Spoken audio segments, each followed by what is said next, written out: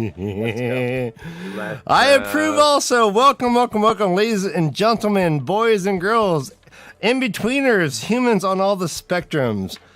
This is Tavern Talk. Myself and Brother Dan, we bring in luminaries of the field.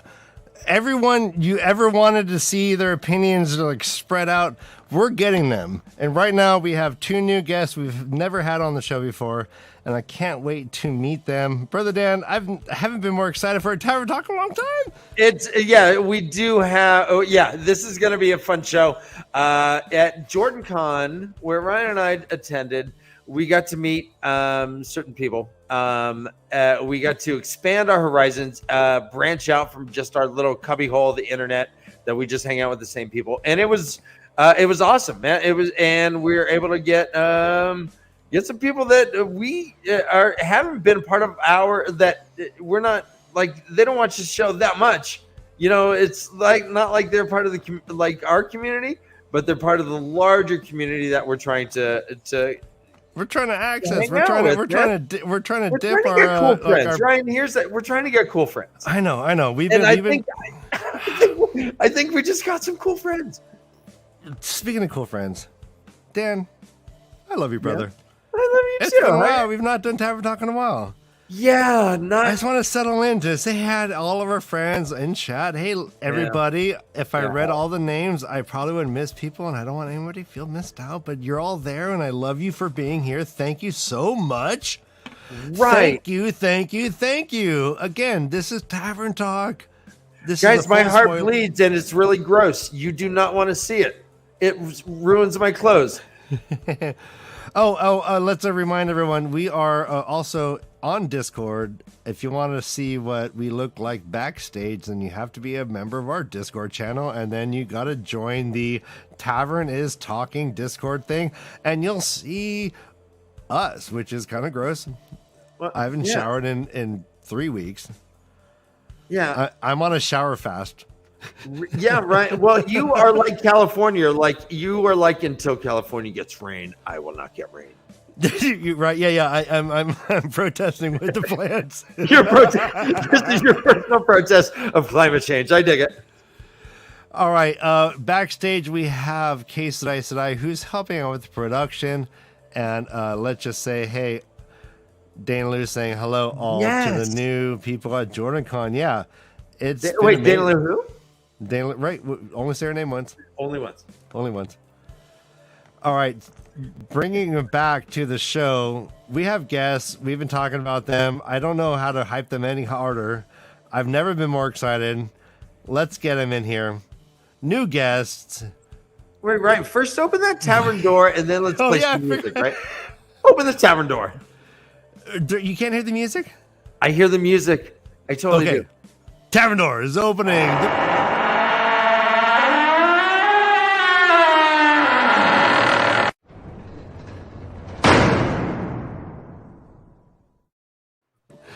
Nice. All right. Yeah. Here's the church. Here's the steeple. Open the door and hear all the people.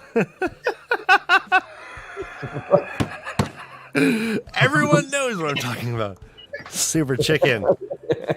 And Sharnise, thank you so much for joining us. First time. I know you guys are nervous. You're like on pins and needles. Everyone will love you and accept you. Please just be yourself and talk as much as you possibly can. We have 2 hours to fill, and we want to just hear you. These people have heard us talk for 2 years straight. Yes, right. So right. If you right. Yeah, so they're used to our voices. We want to hear from you. And Ryan, right off the bat, let's not kink shame. Let's not kink shame. If you want to sit on pins and needles, you go ahead. We are okay. Thank you for that. We are all about enthusiastic consent. So whatever. All right, go ahead. If you and Super or Sharnise are on pins and needles right now, we don't. Sure. Yeah, it's fine. It's fine. I accept you. I love you. I admire you. Yeah. But hey, we have new friends, and let's take a little bit to get to know our new friends. Dan, you want to give them the intro? Let's haze Well, these first bitches. let's let them allow them to say hello, Ryan. Oh yeah, I'm changing the music for it. Let's get sexy. Super Chicken, how are you? Hi, I'm really great. I'm really pleased to be on the show. I'm here in lovely Southern California. I'm in Los Angeles right now. I went to the Green Street Festival primarily to see my favorite rapper, Harry Mack, but it's been really fun. I've had lots of fun. Baby. Heavy Mac?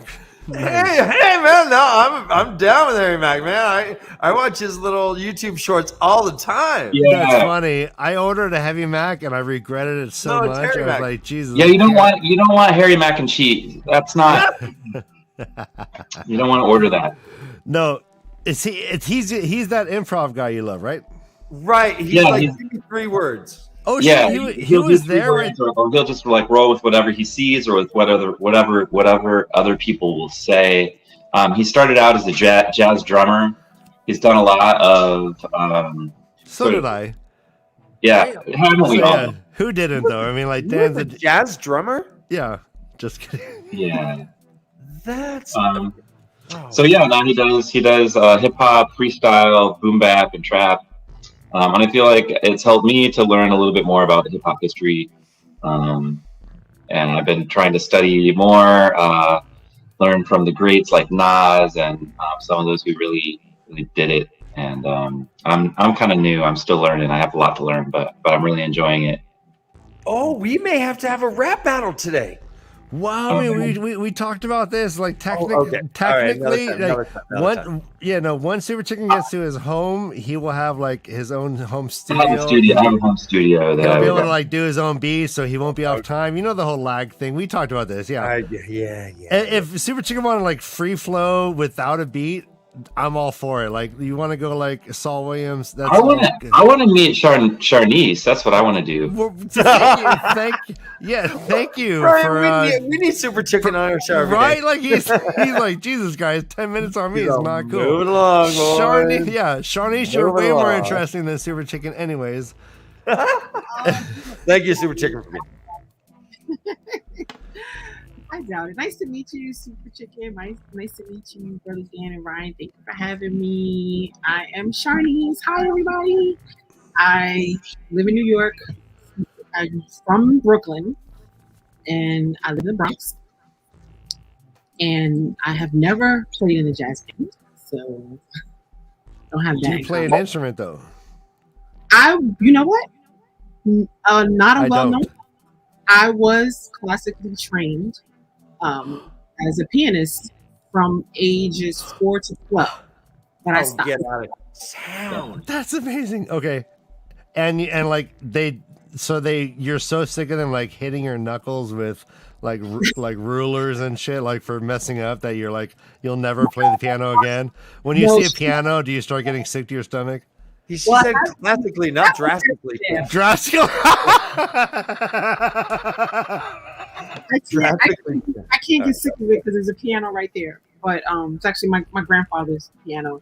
But my instructor was very elderly and boring and slow talking. And so when I was 12, I told my mom I didn't want to play piano anymore. And you're like, it's called ADD, Mom. Look it up. Yeah. And this is the 80s, right? So that's when kids played outside. I don't know how many people are familiar with playing outside all day, but that's what we did. Ew. Outside? What's that like? So right. It's been ages. So dirty. I heard my friends outside playing, and I hated it.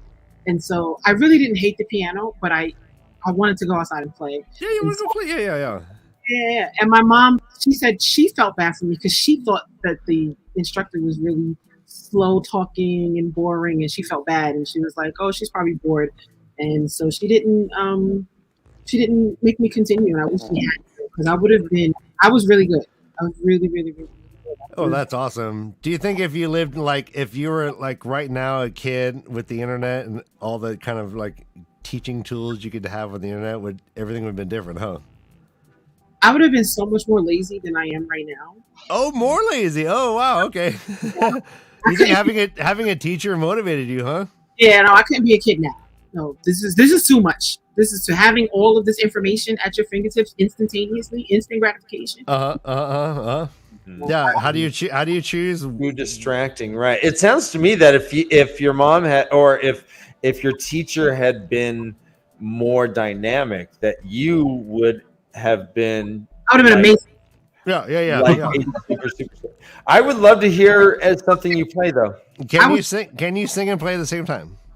I don't know. I don't remember if I wasn't singing then. But I probably could, because I started at age 4 and I was playing. Yeah. Really okay, so have you written a song with lyrics? I've written a poem. Have you put it to music? I have not. Oh, okay. All right, So- that's a good.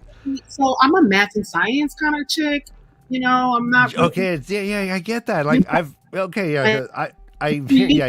Not Better really.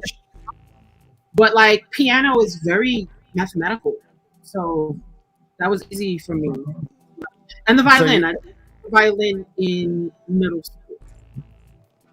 Awesome. So I've met a couple of people who are like very, very adept at recreating things and learning like the language of making music, but when it comes to like improvising or writing, yeah, it's out the window. It's like, yeah, if there's not a chart there, it's like blank slate. Yeah, I hear you. Right. Super Chicken, I just started learning to play guitar, Sharnise. I feel like we should jam. Yeah, we should jam live with the lag. It would be great. Piano from. He tried to teach me guitar, but I wasn't paying attention and he got frustrated. Mm-hmm. I'm about a year in. I brought my guitar to JordanCon though. I played a little bit. It was fun.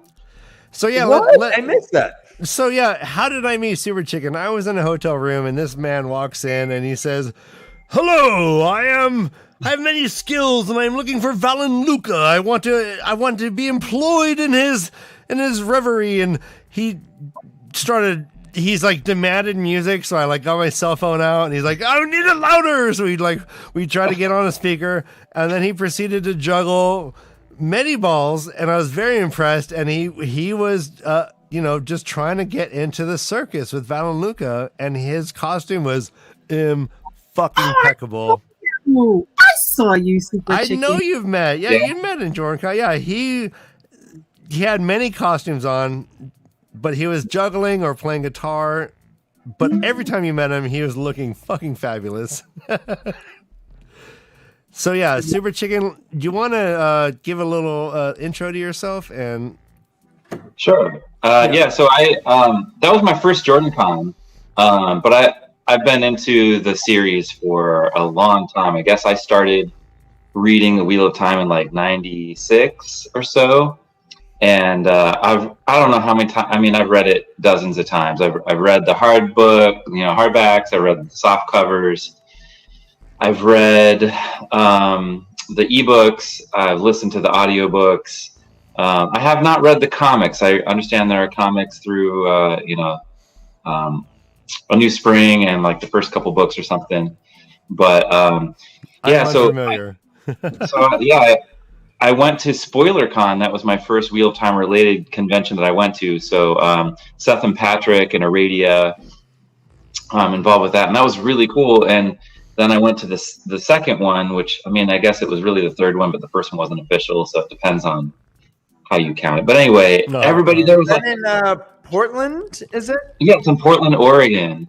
Okay. And SpoilerCon, if you're not familiar, there's the Wheel of Time Spoilers podcast, and now Seth and Aradia do it, and it's fantastic. It will spoil you. Like if you haven't read all the books, you probably shouldn't listen to that podcast. But as soon as you're done, man, go in there. They are really insightful and they're real fun to listen to.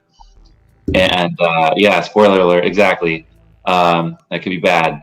But yeah, it was, and everybody there was going to JordanCon. They're like, "Super Chicken, you gotta go. I'm like, I don't know. That's all the way in Atlanta. So, but I want to going. And I do a lot of costuming stuff. So I'm with a group. I just found out today, actually, I'm accepted to play with Risk of Change in Oregon Country Fair we're going to do all these parades and jams, and I've got lots of different costumes that. What's Risk of Change? Risk of Change is, so they were founded by radical fairies, so by like gay men that were trying to fight cultural oppression. They founded this costuming troupe that would go out and do performances that would challenge social norms in an interesting way. And so, as a cishet white dude, it's like the fact that I even get to play with them at all is a privilege. And cool. and I get to, you know, and you know, we do some things where we push the norms of gender, and anyway, it's fun. I just found out today I get to do that, so that'll be in July. I'll get to play with them for that. So I did some costuming at JordanCon.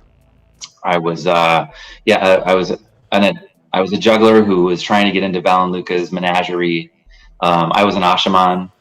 There's a photo of me like doing balefire in the courtyard.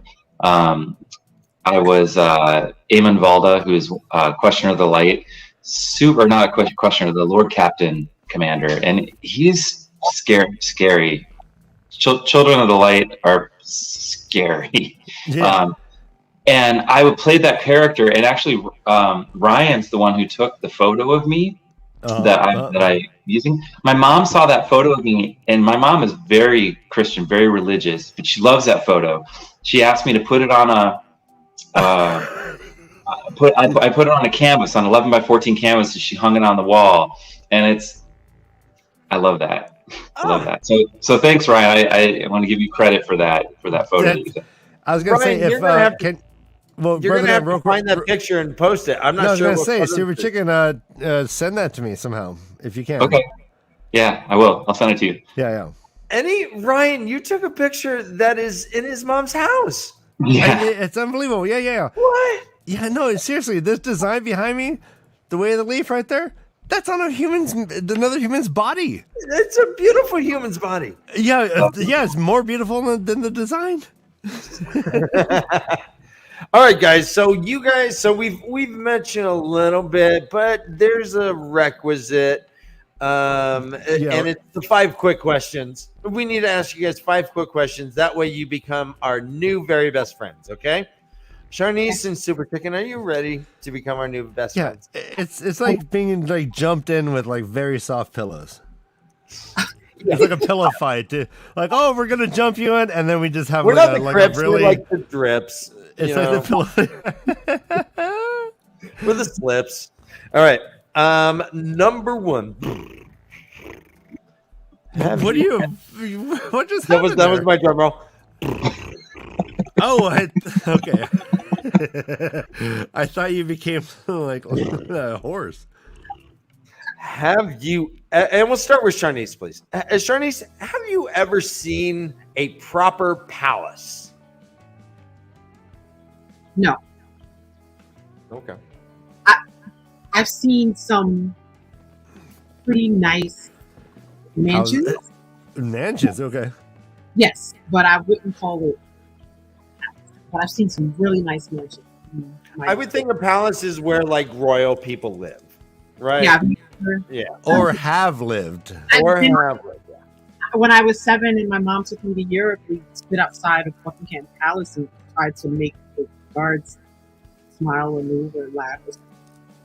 With that. Never been Well, yeah, if you've seen Buckingham Palace, then the answer is yes. On the outside. Not the inside. On the outside. Okay, yeah. Then you have seen a proper palace. There we go. Yeah. All right. The answer is yes. You certainly have. That checks, maybe. Yeah. Super It's in the name. It's in the name. I've seen a beehive.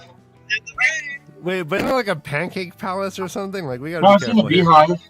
There's a White Castle. A beehive is a type of palace. A queen lives there. I promise. I did. Okay. We can accept it. This checks out. I'm gonna accept it.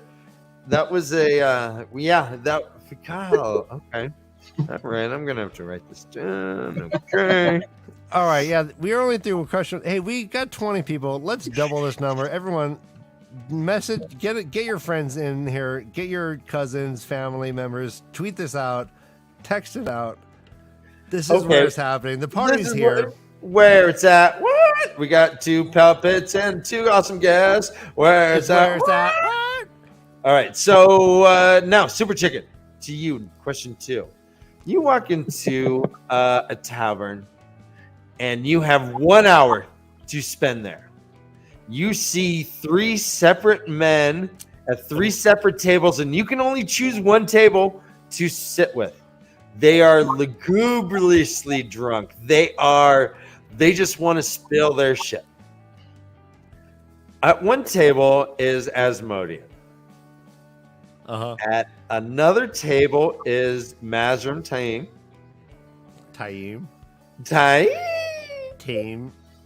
At a third table is Tamal Thor. Asmodean, Mazrim Taim, Tamal Thor. You can only spend 1 hour with them, and they will answer any question. Yeah. Or if you just want to have fun, you can pick who do you choose. No, you brother. What is this, Dan? You can do whatever. Who do you? Okay. What are you just? You just I broke. did nothing. Right? Brother Dan's never done this ever. No, you got 3 choices. You don't get to. You're just gonna add. Who? No. What? Yeah. There's 3 choices. You pick one. Who do you want? Thank you. All right. You missed it. So, thinking about this is kind of hard. It's like Asmodean, not only do I think Asmodean would be a very interesting character, but I feel like he would tell flowery stories. They would be grim stories. And I'm not sure that I'm up for a grim tale about how life is probably not worth living, but you're doing it anyway. So I might opt out of Asmodean. Depends on how grim I'm feeling. But probably not. So that brings me to Taim. Now, Taim, I would be interested to ask, like, were you ever Demandre, Taim? Like, do you remember a time when you were wearing red and black and you had a different body? But that'd be really the only thing. Honestly, I would probably want to punch Taim straight in the face. He's kind of an arrogant prick. I wouldn't, and he'd probably just tear me to shreds with the power. So better not. I think I'm going to opt for door number 3, Tamal Thor, the mysterious father figure. Who knows what happened? Like, how did he meet his wife? How did what kind of adventures did he have when soldiering anyway? How did he rise through the ranks so quickly? What exactly was it that he did that caused him to become a blade master? What events really happened that caused him to really not want to talk about it anymore and just kind of disavow that part of his life? Like, there's a lot of mystery to this man who has mastered the void and the flame, and I feel like that's who I would want to spend my hour with. Super Chicken is in my heart and soul. Beautiful. We'll get into Tamal Thor later. Then. We'll get into Tam, sure. Oh my god, right. I'm already moved. Project. Like, I'm moved to tears right now. Fuck you. SC. Sharnise, Asmodean, Mazrim Taim, Tamal Thor. Oh, who just walked in? Lan, he's stumbling drunk and he's sitting at a table too. So you have 4 choices. 4 choices. Okay. Wow. Is it Daniel Henney as Lan? Because yes. No, it's the real Land. Like, he lived his no. He lived that life. It's the real king of the Mount Kiri, the son of whatever. Is Daniel Henney walking to the tavern? Yeah, the only blight Daniel Henney's been in is like a hot sauna. Listen, I'm here for that. Yeah. Well, I want to be there too. Fuck off. Well, Sharnise, let's assume that Lan has Daniel Henney's ass. All right. But so does Asmodean. But so does Asmodean. If you look over, Asmodean has a sweet dumper too. They all got the fucking. They all got sweet dumpers. Sweet dumpers. What's wrong with you, dude? Nice Sweet pooper. dumpers. Hey, man, they all got nice poopers. Sweet dumpers. Wow. Oh my god, I can't. Oh god, I can't. Yeah. No, All right, so yeah, you can't be basing it on ass. qualities. I'm not gonna base it on buns of steel. Uh-huh. So they all got the best I'm asses gonna ever. go with Tamal Thor, actually, for the same exact reasons as Super Chicken, because he is very mysterious, and that's something that I've always wondered about. And when I first read the series, I thought that we would get his backstory eventually. So I was a little disappointed that we never got it. So No, we did not. You're right. Yeah. what's going on?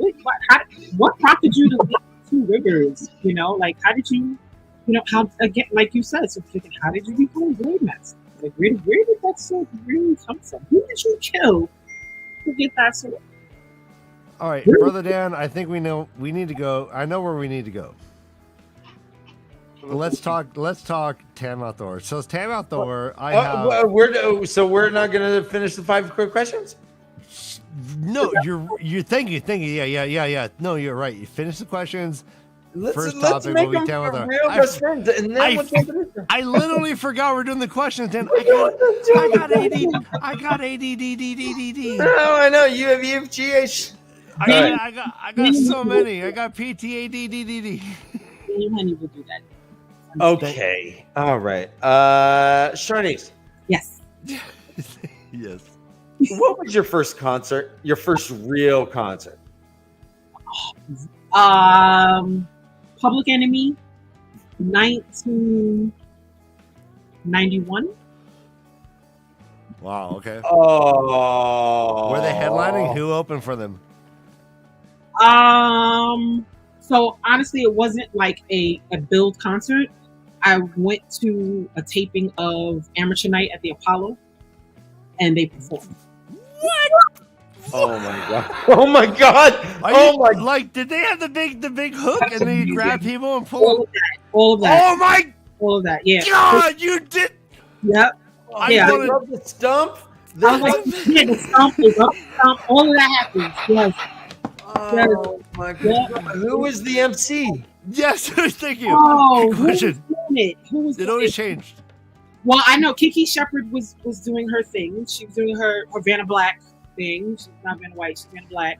I don't remember. No, I don't remember who was hosting, but I was tired because they taped. So what they did, I don't know if they still do it. They tape like 5 shows in one setting, and they just move around the buildings. They say, everybody who's sitting in the front, go sit in the back. Everybody up in the. Whoa, that's great! It's like egalitarian. Like, so and I was like, can we leave now? Like, I was really tired, but we were waiting for Public Enemy, so Public Enemy came out. Oh, that's amazing! Is it? Wait, he had like 100 kids, and he brought them all out on stage, like holding all types of babies. And just like, you're like, wow. Thank you. What a flex, but. And you said that was 91. 91. It had to be because I wasn't living in North Carolina anymore. I had moved back to New York, so it had to be from 89 to 91. I lived in North Carolina and then moved back to New York. So this had to be like right when I first came back to New York. That is prime Public Enemy right there. That's what is that a fuck? What is it? A Nation, a Million Can't Hold Us Back? Was it that? Is that was out? All that was out already. Yeah. Yeah. Because I think that might have come what up. What did they play? Did they do 911 as a joke? I don't remember. Yeah, that was Slave Live. A long time ago. I don't remember, but I have pictures. I took pictures. I had like a little disposable camera. Oh yeah. So I took pictures for myself. But that is beautiful. Oh, you know what? That might be my favorite first concert that we've heard, and we've heard some good ones. But I think that's my favorite. Yeah, we saw Public Enemy open up for U2, and if that doesn't like it date us. I really loved it, and they had the XR2s or whatever. It was amazing. The whole Like, I loved U2 for having them. It was U2, it was Public Enemy, Bjork, and then it's Sugar Cubes, right? No, wasn't it Rage Against the Machine? No, I saw Rage opening Against for the Machine U2. open for U2. Yeah. What was that? I thought it was the same thing. Yeah. All right. Yeah. Yeah. U2 tries. They try to have street cred. I don't know. You want to hear my last one? My most recent concert? Please. No, yeah, that's a great. Why do we ask that question, Dan? Well, because We will now. they're two entirely different questions. Right? Right? First and last. So just in February, Yes. for my birthday, my boyfriend took me to see New Edition. Who? Wait, say again. Wow. New edition. What? They're Bobby, back? Bobby, Ricky, Mike. If I got They- a girl, who cares? They who you can't like? call themselves new anymore. You got Let me to. tell you something. What's that? Let me tell you something. They Sorry. look so good. But That's your boy Bobby Brown, poor thing. Poor Bobby. oh, it's Bobby Brown himself. Bobby Brown has not aged well, huh? Oh shit, that Compared to the guy's. others? He He's was old edition. dirty. He's out of breath. He looked like he was just going through the motions with the move. Oh man, he's high as a He kite. was so hard, but Bobby was. Oh, he was like, no, that's amazing. He sounds good though. Like at one point, Bobby didn't sound really, drugs fuck you up. So, excuse me. Right. No, we can cuss. Yeah. Please. Yeah. But he sounded great. But it depends on what drugs we're talking about. Like, I mean, some drugs are I'm not familiar with drugs, but some quote unquote. I've read about him. Yeah. Bobby Brown is amazing. Yeah. New Edition and all of them with Johnny Gill. Everybody was there. Charlie Wilson performed from the Gap Band, and he did some Gap Band songs. So it was just so because it reminds me of being home on a Saturday, and my mother would like I don't know how they did it. I know this is a common theme in Black households. When Black people clean their houses, it's like every Saturday morning. Make their kids clean the house. They play oldies. So I grew up listening to old school, R&B. Okay, yeah. Music. So It's funny. Oldies to me is like 40s and 50s. My parents listened to quote unquote oldies, but that was like 40s, 50s. What's I got oldies? that. I got that from my grandparents. I got all of the jazz and the blues. And mom's Amazing, albums, like all types of stuff. I got to listen to, but and Jodeci opened. Jodeci. They were mad because they were the opening act. They were like angry. It was so funny. They were like, They're pouting. they were when they left. One of the members, Mr. Dalvin, was like, and we'll be back with our own shit next time. And That's amazing. I love on-stage drama. I love on-stage drama. Passive aggression. Come on, just get it together. I know, right? Yeah. Like, get a better manager. Right, your kids, like what? Like, come on, stop it. But, Super Chicken, can I please hear the details that you remember of your very first concert? Oh yeah. So I was a junior in high school. It was Alice in Chains. fall of my junior year in high school. I must have been 15 years old. And I had just, the weekend prior, I had gone down. Oh, wait. It must have been not in fall. It must have been, it was in the spring. It was in the spring of my junior year. So that means it was 1991, same year that Sharnise went to her first show. But yeah, and I snuck out to go because I knew I was really sure. I was living with my aunt and uncle. I was really sure they weren't going to let me go. So I put a fake, I put like clothes inside of a pair of pajamas and like had the knees sticking out the covers and everything, and like Dr. Gala. And Wow. yeah, and I snuck out To see. and I went down. I want to guess. Dan, who do you guess? What guess? No, I don't even want to guess. I'm enthralled by the story. All right, go on. I love this. So yeah, and I was a very naive kid, very influenceable, and very naive. But anyway, so and also for a little bit of context, I was not allowed to listen to any rock and roll at all until 5th grade, because I was raised fundamentalist Baptist, and it was the spot of the devil, and the devil was trying to Win Your Mind by I guess Mhm. Glam Hair and So was there I'm not like really a sure. The was there details like are lost on me a Well, little I mean, bit. like, was they there were a right slim though, right? list of bands that you could listen to, like these Christian rock? No, I mean, yeah, it's like I could listen to Christian radio. My mom Okay. listened to like country, when I was driving around, but I wasn't really into it. So in fifth grade for that Christmas, I received 3 tapes that were so my introduction to non-Christian music was Huey Lewis and the News 4. Yes. Okay. Yeah. Couldn't do better. Hip to Be Square, right? I Want a New Drug, right? Don't still listen to that album at all. But I got Who does? Cyndi Lauper, She's So Unusual, and that is a good album. That is a great album. Does that have Time After Time on it? Yes, it does. Yes. All right. That's. Yes, it oh does. my God. Yeah. If you fall, Fun I will catch you. I'll be waiting. Yeah, I sing that song karaoke all the time. It's a beautiful song. Yeah. I think we're the same age, Super Chicken. What? I think we're the same age. Yeah, we probably are about the Yeah. same age. But Super, can you sing that song as if you were like an Italian sausage maker? Ryan, let's just hear the story. I'm You're sorry. wrong.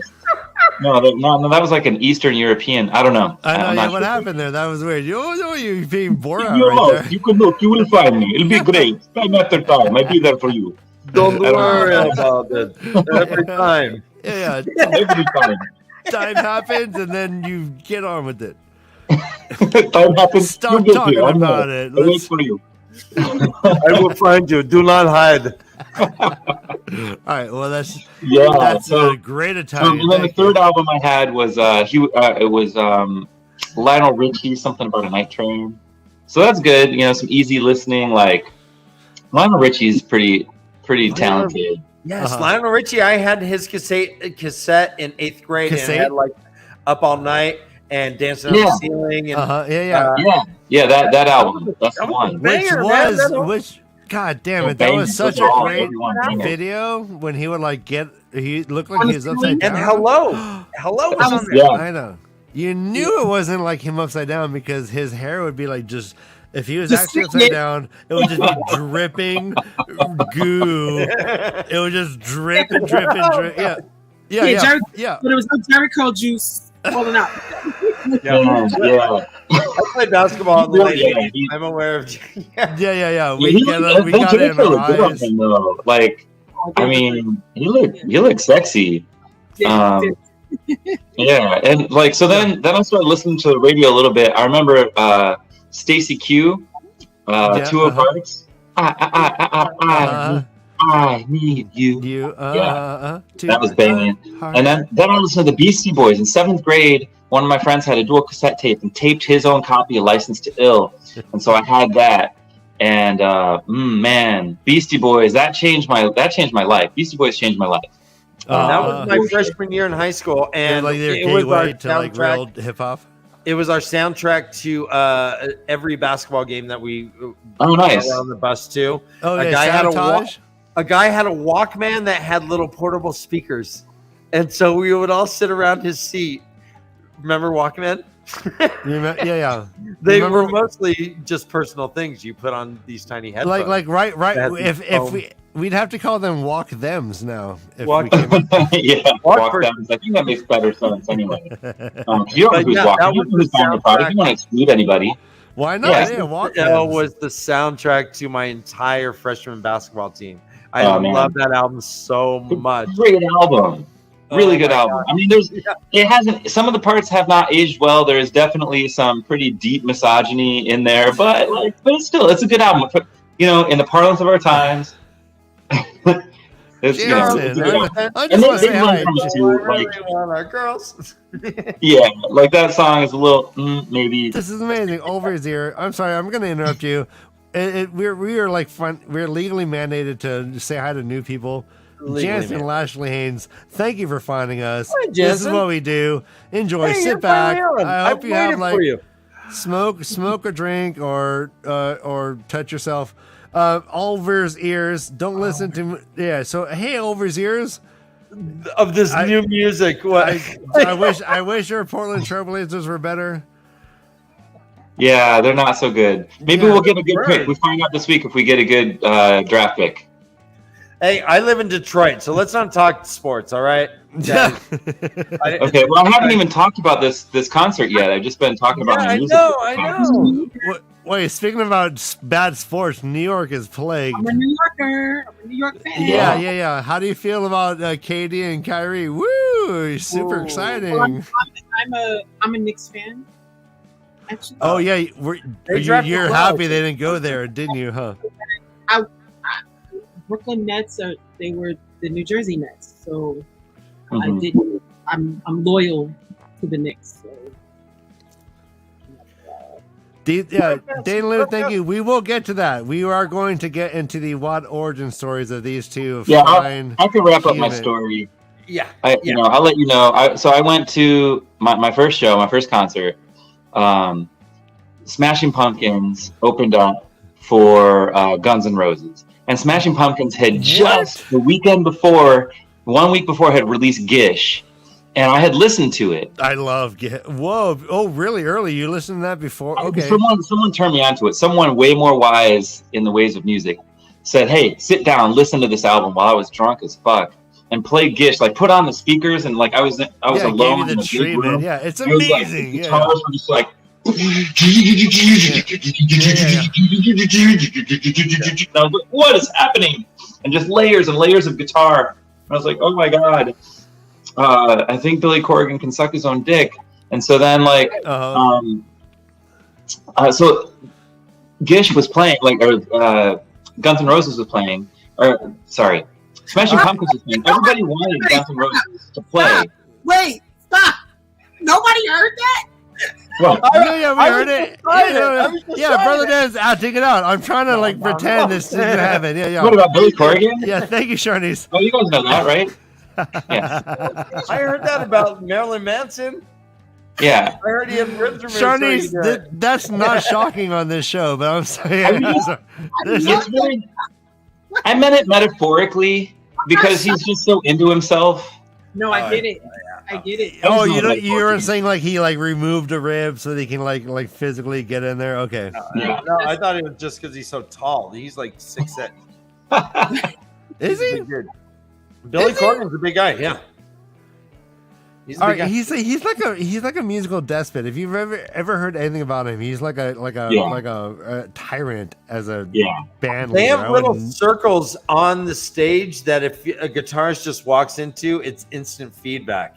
So they can just step into it. They have a hot mic right above, focused right there. So if they walk in with their guitar, just it's great. I mean, I love Smashing Pumpkins. I think Gish ends with like a 14-minute song or something, doesn't it? I'm not sure. Hey, 11-minute if song you or guys like nothing? nothing related to Wheel Time being talked about for We'll get 47 to Wheel minutes, Time. yeah, join our Patreon. If you like this sort of content, we're really deep diving into the actual people. We're about people, puppets, and people coming together. So, you know what? To the people's point, though. So, what? And we'll start with you, Super Chicken. What is your Wheel of Time history? What? Take Origin me back story. to Little Super Chicken, and how did you get into this, and why are you such a big fan now? Oh man, well, my first love actually got me into the Wheel of Time. While I was dating her, now them, they were like, "Hey, I think you should check this out. I think you would like it." And so gave me Eye of the World. I started reading it, and I was like, "Oh, this is badass. Yeah, I'm definitely reading." And I just started tearing through it, and then I read. What year is this? So this is good question. This is like 96, about 96. Yeah. Like I was just getting ready to graduate college, so I was like 21, basically 20 or 21. What'd you study? What'd you study, real quick? I'm sorry. I started out studying architecture as an undergraduate, but I wound up with a Bachelor of Science in Arts and Sciences and a major in psychology, undeclared minor in philosophy. Nice. Okay. Beautiful. Great. Awesome. Go on. I just kept reading them, and then eventually, I think I got distracted and I stopped reading, and then I would pick up some books here and there. I did eventually like get to meet Robert Jordan and get a book signed by Robert Jordan. Pretty amazing to get to do that. I think it was The Companion. Winter's Heart, or The Companion. Yeah, if you open it up, you can just see it right there. No, I think it was either Winter's Heart or Crossroads of Twilight. I can't remember which. Mine was Crossroads of Twilight, where I officially went to a book signing and got his. And so that's a special book in my heart. I don't know how the fandom necessarily feels about that book, because it's this whole like, meanwhile. Yeah. After the cleansing of the taint, or during, and they were like, let's go to 5 different POVs. They're just looking at the power up in the sky. Oh, awesome. Sharnise, how did you get introduced and so into this? So it wasn't my first love, but it is an ex who got me into it. My ex-husband. Fuck that guy. No, I'm sorry. No, he got her into the book series, right? I don't know. I'm sorry. I love Sharnise. I'm sorry. That guy. I'm following the way of the leaf, baby. No, we're both nerds, and so he's like, "Yo, you need to read this. You need to read it." And at the time, he had only read up to The Shadow Rising, and so I read his copies of the first 4 books, and I ate them up. I love the series so much. And then I eventually passed him, and he never finished it. And so it was a very lonely hobby for me, because I had nobody to talk to about it. And so what I would do is, at the time, I think we were up to maybe Twilight. I think there were only 10 books. There were only 10 books out. So this was 2003 when I stopped it. And so I read through the first 10 like so quickly. And then each time another book got released, I would start over and do my reread. So many people do that. Where they start from the beginning again. And that's so you did it for book 14. You started straight from the beginning again, and every single time, and I loved it because everyone has such a wonderful way of closing up loose ends that you didn't realize was a loose end. Right? You'll read something in book 6 and you'll be like, "Wait a minute, the Great Hunt, this happened," and you're like, "Oh shit!" And so, like each time, even rereading The Idle World, it's always something that I didn't. Like, how do you miss things? You're reading it, it's there, and I'm like, oh my god, I didn't make that connection. Yeah. So I did not meet Robert Jordan, but I did meet Brandon Sanderson when his first book signing, his first Wheel of Time book signing, and I got my book signed by him and Maria. Okay. And I was gonna say Harriet was there as well. Him, Harriet, and Maria. All 3 signed up. Beautiful. Thank you, Sharnise. That's awesome. Awesome. So if you like could give a number, like how many times you read the series? Dozens of times. Dozens. All right. So yeah, for sure, dozens. Yeah. So after what I would do is I worked for Verizon. Fuck those guys. I just got a promotion, so. We love that. Hooray! Yeah. If you want to sponsor us, I'm sorry. I just love Sharnise. Go on. I was a technician, so I would install. I would come to your house and install your internet and your cable, whatever. So if I didn't want to speak to my customers, like I didn't want them to talk to me while I'm working, because like sometimes they want to talk to you and they want to ask you questions about what you're doing, and I'm like, listen, let me do my job and leave me alone. So I would listen to audiobooks, and so that's what I would do. And so I would tell the customers, like, I'm sorry, I'm not ignoring you. I have a book in my ear. Right. It's not you, it's me. So Yeah. I'm sorry, what? And then you Right. just go, yeah. Yeah. And then we Like, back in. whatever's happening here is way more cool, interesting. Yeah. Yeah. Ryan has a great joke that we're hopefully going to meet Michael, Kate Redding and Michael Kramer, yeah. and Michael Kramer, yeah, and at WatCon, and Ryan's like, I hope they speak at 1.6 speed because that's what I can't listen. Like when I hear 1.0 speed, I'm like, what is happening? What are you on drugs? What are you drunk? Yeah, it blows my mind. It's so funny. Like I only listen. Well, I mean, like, yeah. But so for me, I'm on my my first reread, book 13. But because I'm doing the show and all of that, like it's hard to say. Like I'm reading these books over and over again, basically, and I'm loving it. And the invention of audible books for me has really been a godsend for me because I can't. My ADHD is just getting worse as I age. So just sitting down and like pausing my life just to read, I can't. There's dishes, there's water in the lawn, so It's an escape. Yeah. Yeah. It's Will Thomas. So Ryan, let's go ahead and talk about your boy. Oh, Let's talk Tam Althor. So you guys both chose Tam. Oh, I'm sorry. Go ahead. Oh yeah, I just want to say, hey, so thank you. This has been just like we're at 56 minutes in, and we're now going to talk about the books. Thank you, everyone. If you want to support this content, go ahead, join us on Patreon. That's the best way to support us, or support our sponsor, Village Mattress. But we'll get to that. We're gonna talk a little Tam Althor, take a break, and then come back. But we've never had two guests or one guest really say they wanted to talk to Tam Althor. Yeah, so you both did. So let's talk Tam Althor, specifically the Ravens prologue. So the Ravens prologue to the teen version of the Eye of the World kind of thing did not have the breaking of the world. It in fact had Egwene during a shearing of sheep. And she was just she was old enough to bring shears to the people, men or something. She had just gotten this thing.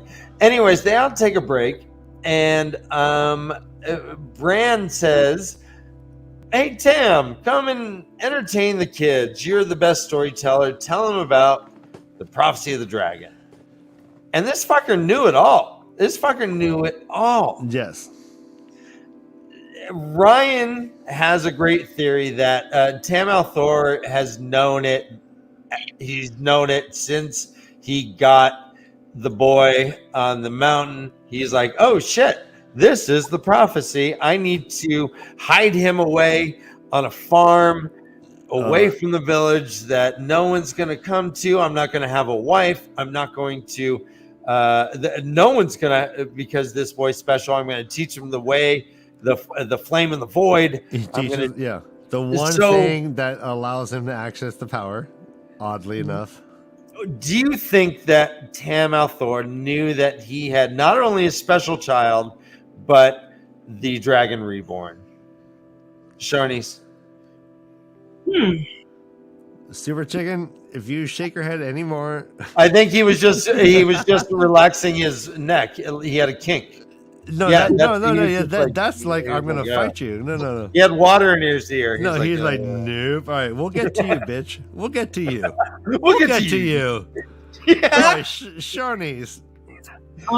This is something I never considered, and I think I like it.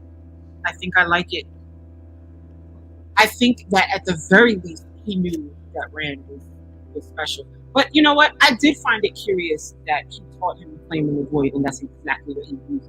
Right. And then like if you get into the nuances, like Rand saw something on the road, Tam didn't see it. He calmed Rand down, but what did he do? They go to Two Rivers, and they go back home to get the sword. Like he believed him from the get-go, he's like, oh, like my mentality is like, oh, he knew, oh, it's happening now. It's happening. Like everything I've been like worried about or training this kid for is happening now. Let's go get the sword. He believed him from the instant, even though he didn't let Rand know, which is like a kind of a failing of him. Like I wish he was like, oh, I believe you, kid. Let's be on alert, right? If he did that, that would make more sense. But I think he intuitively just knew, and let's get deeper. I think he went back to the village council and told Matt's family and told his parents' family and told everyone to be on alert, and that's why there was so little carnage and death. Even though they targeted these 3 homes, they were not able to get the kids. I think Tam alerted everybody because of Rand's viewing, like or fears on the road. He's like, all right, like that, yeah, and it just goes further. He goes back, gets a sword, saves Rand, and all this, right? So, what do you think, Super Chicken? Yeah, let's get into it. You think that when they went to when Rand was like, "Oh, do we have to go back home now?" and he was so insistent that's why he was insistent. That's Yeah, because they normally stay for winter. They normally stay there for winter time. Winter night. Thank you. Winter time. Winter time. Winter time. Winter fun time. Yeah, so I think Tam was like, "No, son, we got to go back." It was unusual, and they went back, and it was like all of a sudden he pulls out this chest. Rand's never seen because he's the most incurious human ever. Guys, who doesn't look under your dad's bed? Come on. Who doesn't look for the porn? Yeah, and then like right. So that's where I'm going with it, and I think Tam had. I'll go even kind of more conspiracy theory. I'll go further back. Let's get it crazy. I think Tam knew the moment he was in Dragonmount. And there's a question about whether or not he actually, my supposition is that he bested Tigraine in battle because it's warfare. He faced off with her, bested her, but then took the kid and cut the dragon from her belly. I'm not rewriting. No, I'm not rewriting anything. I'm filling in gaps. We've heard from Ryan for 10 minutes. All right, Super Chicken, talk to me. All right. Well, hey, it's all a fever dream in Tam's. Hey, sorry. Go on. So Tam, with one hand is thrusting the sword, and with the other hand is delivering the baby, and then with the other hand is like drinking tea. How does this? Yeah. All 3 hands. I can see that. Hands. I can see that. He's drinking tea. I mean, we're the most interested man in the world. I don't always deliver babies, but when I do, I slay the mother. I only sever the dragon's mother. Yeah, I don't always fight pregnant Aiel, but when I do, I best them and take their babies. No. Here's what I'm saying. There's a question about you, Sharnise, even said why did he leave the 2 rivers? In the companion, it says he's left for quote unquote to seek adventure. Adventure is a big, it's a recurring theme, right? Yeah. So, but Tam Althor seems to be the most responsible human being on Earth. For him to just irresponsibly and suddenly leave the 2 rivers makes me think one of 2 things. Here, let's get into it. Was Tam driven by Tavern? Was Tam destined to leave the 2 rivers and go through all of the things he had to go through and then find Rand? And if that's the case, what does this mean about the cosmology of the universe that we're living in? That Tam Rand was Tavern in utero? Is that what you think? Tam left well before Rand would have been a baby. Yeah, he left years before Tigraine would have been pregnant. So he left. So another Tavern?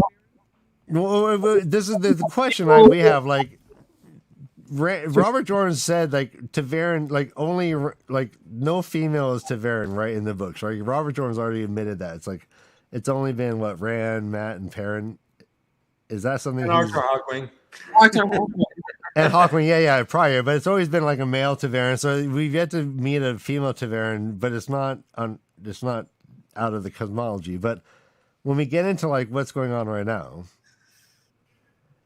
Tam left the 2 rivers, and you even were why did he leave? That seems weird. He left, somehow gets a Heron Mark blade, is a badass soldier and finds Bran, and it, and several things like lead to this kind of notion that Tavern is not just at the moment of the Tavernus. It's almost like a predestination type of scenario, because like if you look at Loyal had to leave the steady. Yeah, I guess so. Did the pattern drive? Was this a Tavern pull in utero of Rand? I guess that pulled. But this is pre in utero though.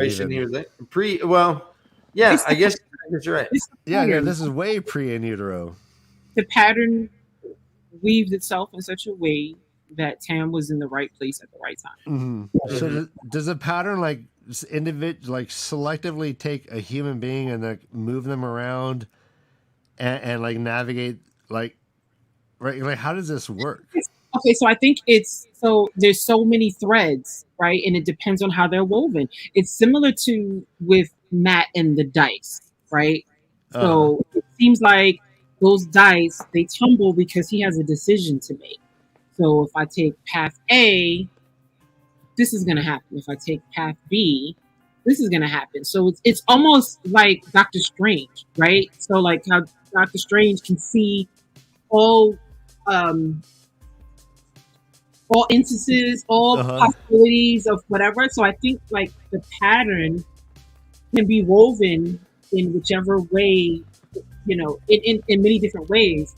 And depending on, I think humans in this world still have some kind of free will, if you will. So if they choose a certain path, then the pattern will weave itself based on the choice that they made. So what maybe his choice to leave, maybe that's what set him on the path to find the Dragon Reborn unknowingly. I don't think he knew. I think he knew Ram was special. I don't think he knew it was the whole prophecy. I think he knew it was, but I don't think it was a whole prophecy though. Well, let me piggyback off what you had mentioned about free will, and I guess we've talked about this before. Let me ask you, Super Chicken, do Tavern have any true free will? Man, that's a tough question. I feel like there are some philosophical paradoxes that get raised in the Wheel of Time universe based on this very thing. And Seth and I have gone back and forth about this. I feel like as the series is written, I feel like the characters do have free will, but that free will doesn't necessarily affect what winds up happening. What I mean is they can do something and then the pattern will be like, oh yeah, you chose that, now here's what's going to happen. So it's like they do have free will, but they have their free will to choose has the least amount of effect on what happens in reality of any person. They can be like, oh, I'm going to go this way, and then like the rocks crumble and then they fall into some other, which was the other way that they would have chosen anyway. And it's like, did they have free will? Yes, they got to choose the other way, but what happened? They wound up doing what was going to happen anyway. Well, so let's get to the true bottom line then. I guess all right, and full spoilers. Yep. Sharnise, did Rand have an option to not break the wheel? So this has been the third age of many third ages, an age yet to come, and the age yet, and we know that things happen over and over and over. Did the past Rand have this same option where he could have destroyed the Dark One and chose not to? You mean the past dragon or the past? The past Rand, the third age Rand from 2 or 3 wheels ago. I mean, so could Rand have chosen otherwise, or was this again part of the pattern? So I think that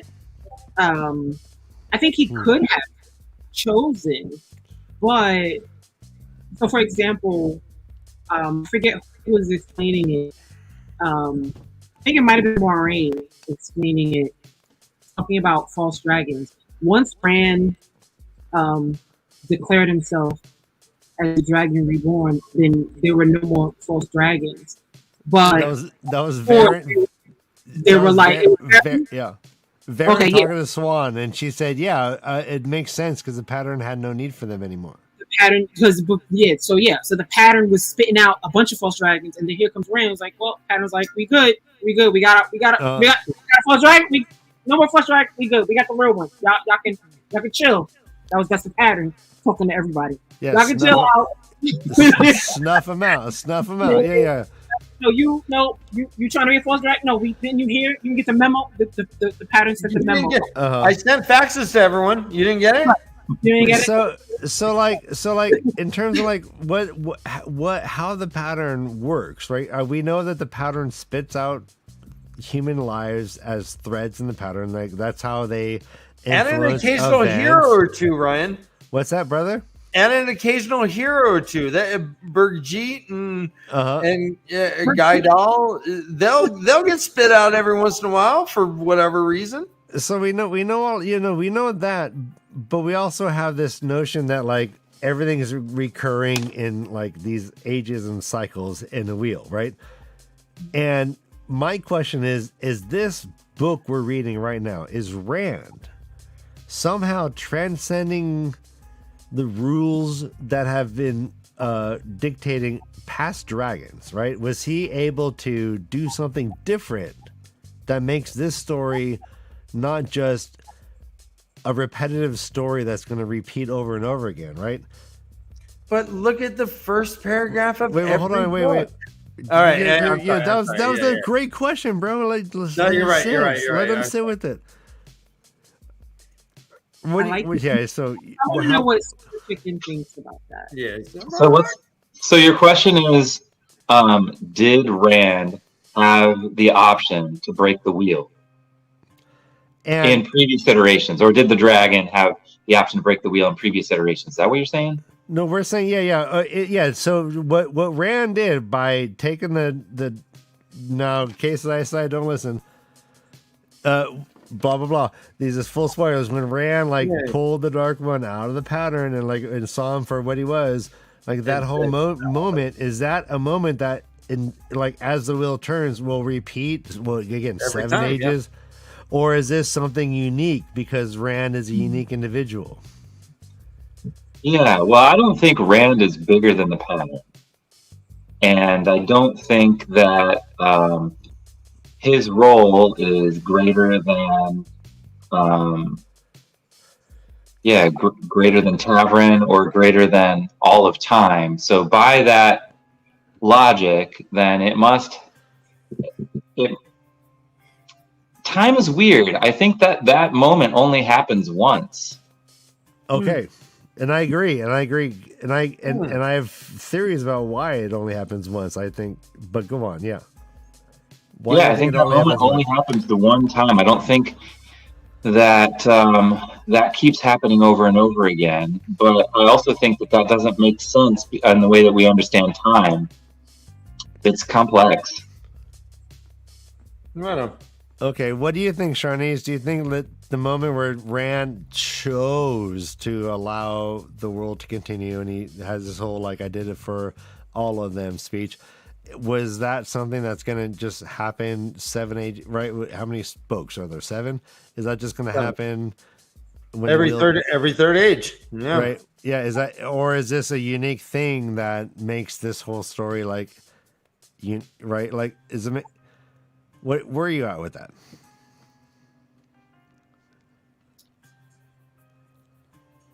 Yeah, I think that might have been a special case. I think that might have been an asterisk, an addendum to the memo. Yeah. Now, I love this point, and I also agree with this, and that's why I love this whole storyline. If there's no free will, then issue is right in the end. Yeah, I love this comment, Noman Garden. I feel like our Tavern are the only free will actors. They're the only ones making choices, and everyone around them are being pulled left or right to respond to wherever they're doing, because right? Like, but they feel like, but everyone's telling them, oh no, the pattern's controlling. No, you, this X, is Y, our Z. fundamental difference, Ryan, because I feel that the whole thing is the wheel weaves as the wheel wills. And But the wheel weaves humans. They don't.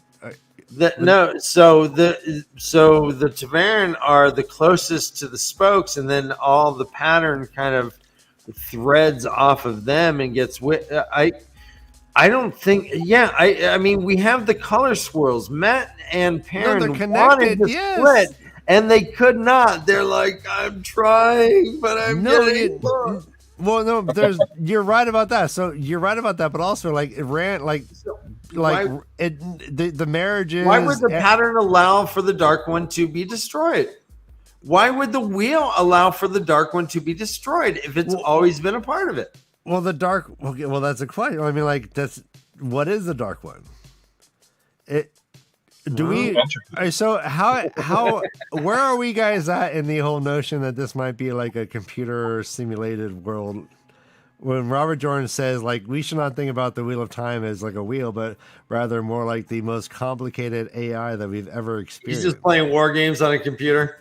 Remember, so he said this. When you think about that, like, do you think like where does that take your mind? Like, I mean, I think people can get too caught up in the dogma of what someone says. I mean, I think maybe that's an excellent metaphor, but maybe Robert Jordan wasn't trying to say that it's actually a computer program. Okay, yeah, no, but he's saying a non-sentient AI specific. Thank you, Glenn, the pun lord. Yeah, I don't know. No, it's interesting. Like I've been trying to just like people said, hey, read this as if everything's on purpose. So I've been like, okay, and like I'm trying to read this like as if everything's on purpose. So I go, okay, why did Loyal leave 3 years before he ever met these guys in Camelin? He just kind of left, broke all social norms, is afraid of everything he's ever done. He feels compelled to do what he's doing, and all of a sudden he's finding himself meeting Rand in an inn somewhere. And it seems like, well, if he had to leave years before to get to the point where he's at, what does that say about like his decision making? Did he have free will? Could he have said, I don't want to leave? Or was he, right? Like, I mean, how does this all working out? Because obviously he needs Loyal. Obviously he needs all these things to line up. Going back to like, again, like Tam finding him and then teaching him the flame in the void. Like if he never taught him that, he might have just been he would just like gotten crazy and not been able to like control his whole like magic system. So what does this say about free will to Varen? Who's got free will and decision making autonomy and who doesn't? Is it that if you're a Tavern adjacent, you don't have choice? Yeah, I feel like everybody can. I was trying to describe this before, but I feel like everybody in the world has the capacity to choose, to make choices, to make decisions. But my theory is, or I should say my hypothesis is, that the closer you are to the center of the wheel, the more Tavern you are, the less control your choices have over the outcome. So you can still make choices, but the wheel is going to spin those choices differently and more strongly the closer to the center you are. The further out you are, you can make choices, but the wheel isn't going to like kick those much because you're not affecting stuff so much. That's really what everybody's necessarily so pulled. Like if the things that you do in your life don't affect the pattern much, the pattern isn't going to F with you. So yeah, you have plenty of free will, and I'm also making a distinction between what the pattern is doing and the choice that a person is making. I believe that the pattern might bring some things in front of a person to like make certain avenues possible, but then the person gets to choose what happens, and then that might open up another thing as possibilities like, okay, yeah, but there's a wall here. So you like, how are you going to keep walking forward? So it's like, well, I'm going to climb over the wall. Okay, but you fall and break your ankle. Like, how are you going to, okay, but I drag myself. Okay, but but eventually like all these things are going to pile up until now I'm on this path that I fought and fought and fought. But it's not because they didn't have free will. It's because well, let me piggyback on that and direct it to Sharnise. Let's take characters like Egianin or Bail Doman or Almond Bunt or these tertiary characters that are Almond Bunt. Let's remove him because let's do Bail Doman and Almond Bunt works too if you really get into book. But that's direct contact with the boys. So these two other things. So Bail Doman has not met the boys, and yet he is continually pulled to the girls that are meant to help the boys. Same with Egianin. She is from a society, the Shanshin. Is the pattern dragging her to accept what Aes Sedai actually, or people who can channel actually are, as people that shouldn't necessarily be collared? Is this part of the pattern and Tavern pull from far like well, Bell Norman did meet the boys. They jumped on his Yeah, he did. Oh, that okay. Yeah, you're right. You're right. He met Matt and Tom, right? But he's been with the girls. I was thinking like his connection with Nynaeve and. But I definitely think Egianin. I think she was supposed to meet Nynaeve and Elaine, right? It was Nynaeve and Elaine. It was Nynaeve and Elaine, correct? Yeah, I think that was supposed to happen. To your point, I think that was definitely a pattern thing because someone needed to know that all people who channel aren't necessarily like they don't need to be enslaved. And also, and had it, I'm forgetting. Didn't she already have didn't she have somebody in the basement locked up? Yeah, she did. She had like she was locked up like Super Chicken. Imagine that.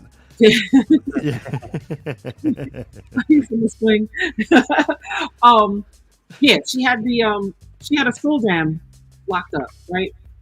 Because and she was trying to puzzle this shit out. She's like, why the fuck is this happening? Yeah. The Suldam had the collar on the Suldam. Mm-hmm. Yeah. So that was supposed to happen. That was somebody had to puzzle it out. It had to be somebody low enough that they would listen, low enough in the blood that they would listen. Yep. Like it could be like Tuon, right? Because Tuon would be like, fuck that, to me to be collared. I don't care what you say. Well, I mean, it's interesting when Tuon was faced with that fact. Like, I found this astounding. She was able to say, "Well, yeah, she didn't care." She goes, "It doesn't matter. Like, I don't choose to do that, and that's the difference." Yeah. It was like, which is like the most like Matrix style, like deflecting this like amazing truth. She's like, "Hey, I don't choose to be a channeler, even though I can," which seemed like such a despotic, Trumpian. Yeah, that is such conservative, like that. Like, oh, yeah, I have gay feelings, but I choose not to act on them. All right, Brother Dan, it's funny you mentioned that when Super Chicken is lying in his sex hammock. Right now, I don't you think mentioned gay feelings. I just want to say, hey, this is a Tavern Talk first. Super Chicken is ready for anyone. If you want to DM this guy on Twitter, you might in a stirrup as well. Yeah, I'm ready. Yeah. No, he is fully clothed. I do want to say that viewpoint is no, it's like it's POV. I love it. What are you doing, Dan? I'm fanning myself. Oh, that was ambiguous. I'm trying not to, All right, well, hey, I think we're close to needing a break. How are you feeling, everyone? Are you having fun? Is anybody having a hard out time where you need to just be? I can't do this anymore. I mean, when my date comes back, I should probably get back because I only have a few more hours with her before she has to go on her plane. Okay, well, we want to meet her if that's possible, but that's yeah. You guys can hang out for a little while. Just All right, well- just I'm on East Coast time, so a little later. all right. Yeah, I'm with you, and I don't want to stay up too late either. So we'll just take like a quick 10-minute break so Ryder and I can shake rest our the hands, Yeah. wiggle our hands, and relieve the cramps, and Yeah. then we'll play a game or two and talk a little bit more, and then we'll wrap up. All right, this has been a great show. All right, back. Thank you, Benjamin Reno. You awesome. Like, that's Sexy. crazy. Thank you so much. Man. Did you see how sexy that man was? Yeah. Right? All right. You got Well- out of the Super Chicken. You're not in it anymore. I had my time in the swing, and now I'll have my time in the sun. Okay. It's better for digestion to be upright. Yeah, that's right. All right, so the second half of the show, I want to briefly have some discussion about Teleranrhiod. I have some questions for you, and then we're going to play a game called Poop or Prophecy. No, replace poop with prophecy. Replace. Okay, thank you. Replace poop with the prophecy. I'll read part of the Carathian cycle. I will have a word in there that is poop. You are to replace the poop with prophecy. All right, What do is we that? have? Is that a where's- paper flower? It's a real flower. No. Oh my. That's Wow. beautiful. Do we have floaty? No floaty, right? I sent him. Oh, here. Oh. Oh, speak. Speak of the devil. So, all right. So we do have a segment. Everyone, stick around. We do have a friend of ours named Floaty who is following along our first time reader show, the LeafCast, which is airing on Tuesdays at 7:30 p.m. Eastern. And our friend Floaty is going to join us to give us his the way to float. Floaty's hot takes on the chapters from this week. We're going to give him no more than 10 minutes. Yeah. We're just quick. That's not enough time to cover the one with the disposing whatever. We got a packed show. Come Oh on. my gosh. All right, here we go, Floaty. We love you. All right. So we started on chapter 40. What was it? 46? 46. 46. All right. Oh yeah. Yeah, go back. Excuse All me. right, what are your notes saying, brother? Brother, give it to Okay, us. so then when we find out Bethaman is a Soldom, I'm like, okay, this raises so many questions. Like, So then, okay, we learn that, okay, the Adom can't channel, but then they can channel, but then the Zoldom can't. And then we're like, wait a minute. So that raises some more questions about if they can both channel, if they can learn to channel. so what does that mean? If that were true, then what does that mean? Pretty much any of them can learn to channel. But For they the live in better, a for the soci- worse. But they all should then be colored, right? In their society. Right. But they're not. Well, Eggianan is opening her mind, it seems, to the fact that not all Aes Sedai are these, devils that are running around that need to be collared. Right. Like she's like, not even Elaine. You cats are pretty cool. I kind of again. Yeah, this is coming from an isolated society like Shanshin. What do you think of Eggian and her approach to this? I think it's good since she's going with it with an open mind, being like all the different possibilities that could possibly happen, and not just being like, okay, it's either this way or it won't be possible at all. Okay. Good. Yep. So then I wanted to touch bases on when Elaine channeled. Good transition, Floaty. Yeah, Egwene channels. Yeah, tell us it. Go on. Okay, so then I was of the assumption that she was like, okay, screw this. I'm going to channel whether whether it draws the Black Aja, Leandra, she don't care.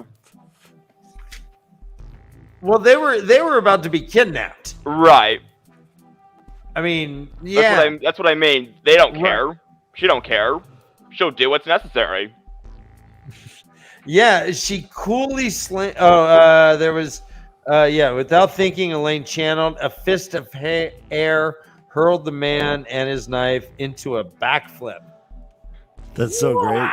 Wow! No, yeah. Thank you. I did standing backlash. Oh, super chicken? No.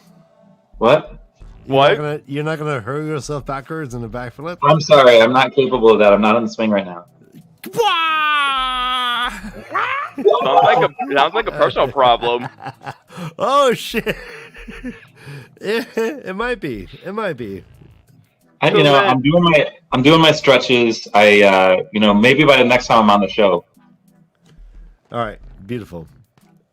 This may sound insane, but when we first learned about Lady Imathera, I thought she was Leandra for some dumb reason. Okay. Oh, all right. So like- Why? Tell us why. So basically, why I thought that was like, okay, so Elida's getting just enough people to get her into the palace, Okay. and I thought she was going under somebody else's name and not using her name to get control of the palace. So she would have full reign over it, and nobody would question what she's doing, since she'd be in charge of it. yeah, she would be the Panache. So it's a little different. There is a king, and there's the Panarch or whatever. Panache. What is it? Panarch? Panarch, but I like Panarch. Panache? Yeah, panache. I like Yeah, I panache. like that. Fuck, man. I mean, Let's go with come that. on, guys. Come on. Panache. I said what is it? There's a country that I fucking could not say for the longest time. I'm looking. Is it Liechtenstein? It's like- Yeah. Yeah. That's a hard one. yeah. But when I first said, hold on, I gotta. Oh, this is great. A panache with panache. Oh, Kyrian. I did Carheen or Carhane. Carhane. I called it Carhane. Carhane. Until I actually heard it's not Carhane. But I just, man, words are weird. Words are hard. And to be honest with you, I'm still sort of convinced that it's still Leandra. I don't know why, but that's where I'm at right now. Okay. Who is Why? So why would the White Cloaks be installing a red Aja? Perhaps because of Elida being the Amerlin, perhaps? And then maybe they are in cahoots with Elida or something like that? Okay.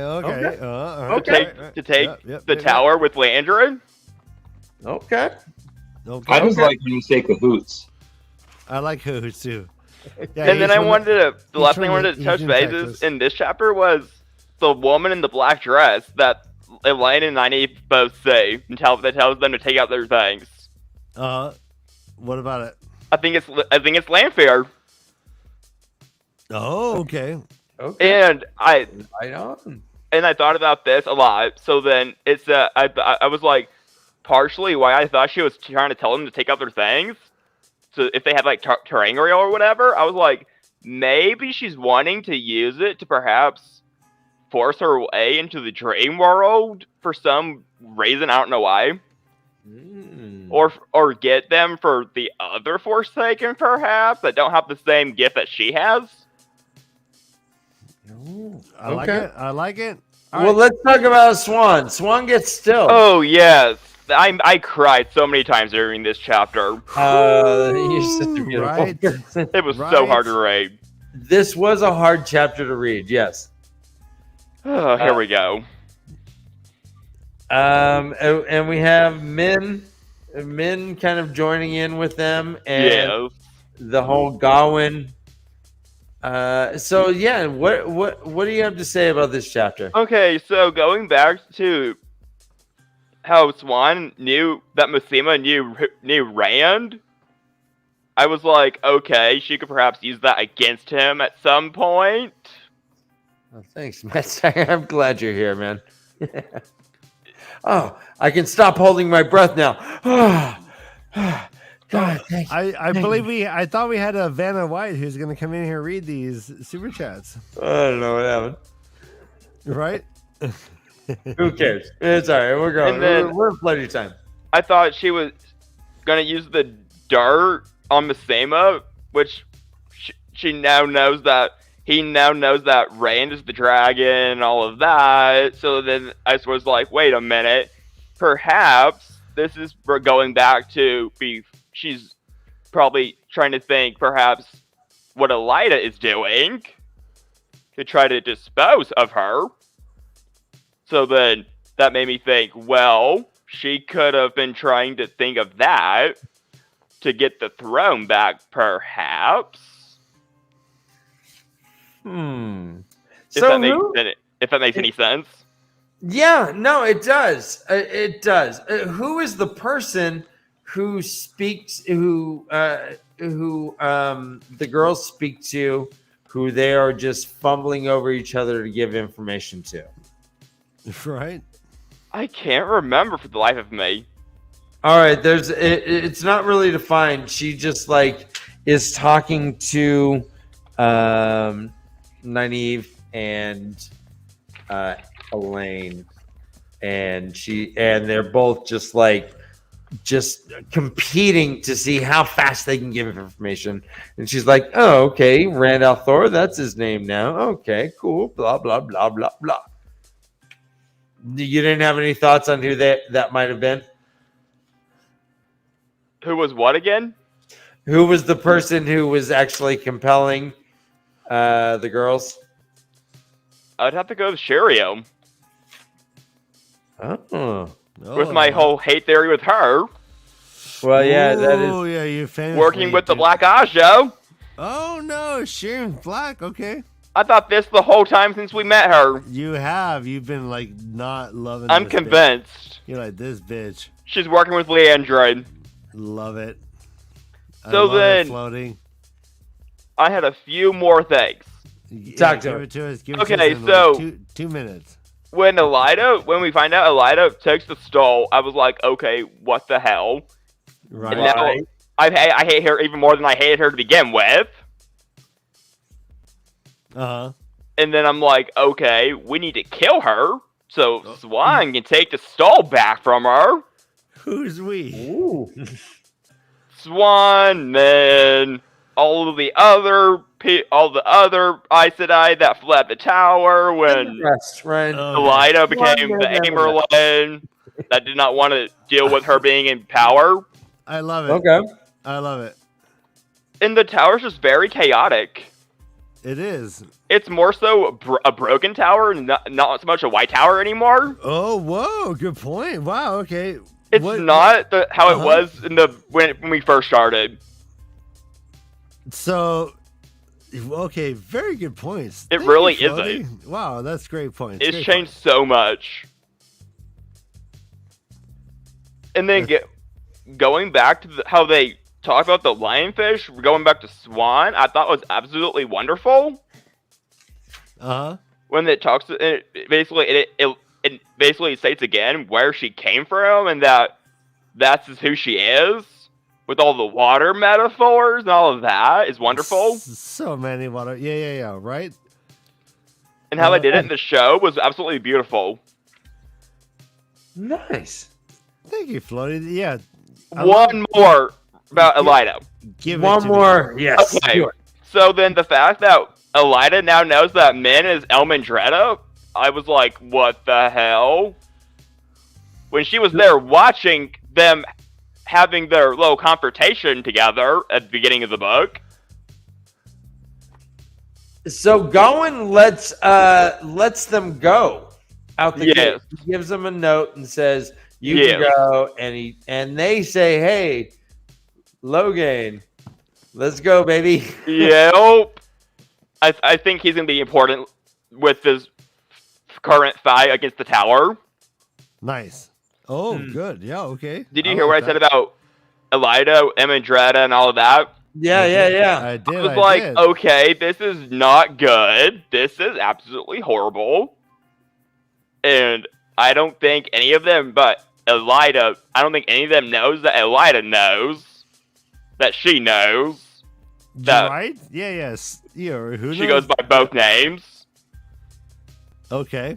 And then she was trying to hide the fact that she was Min with the other name that she doesn't ever use. And I feel like Elida maybe knew that she had both names or something, or some sort of insider information from the Black Aja or the Reds or something to, like, you know what I mean?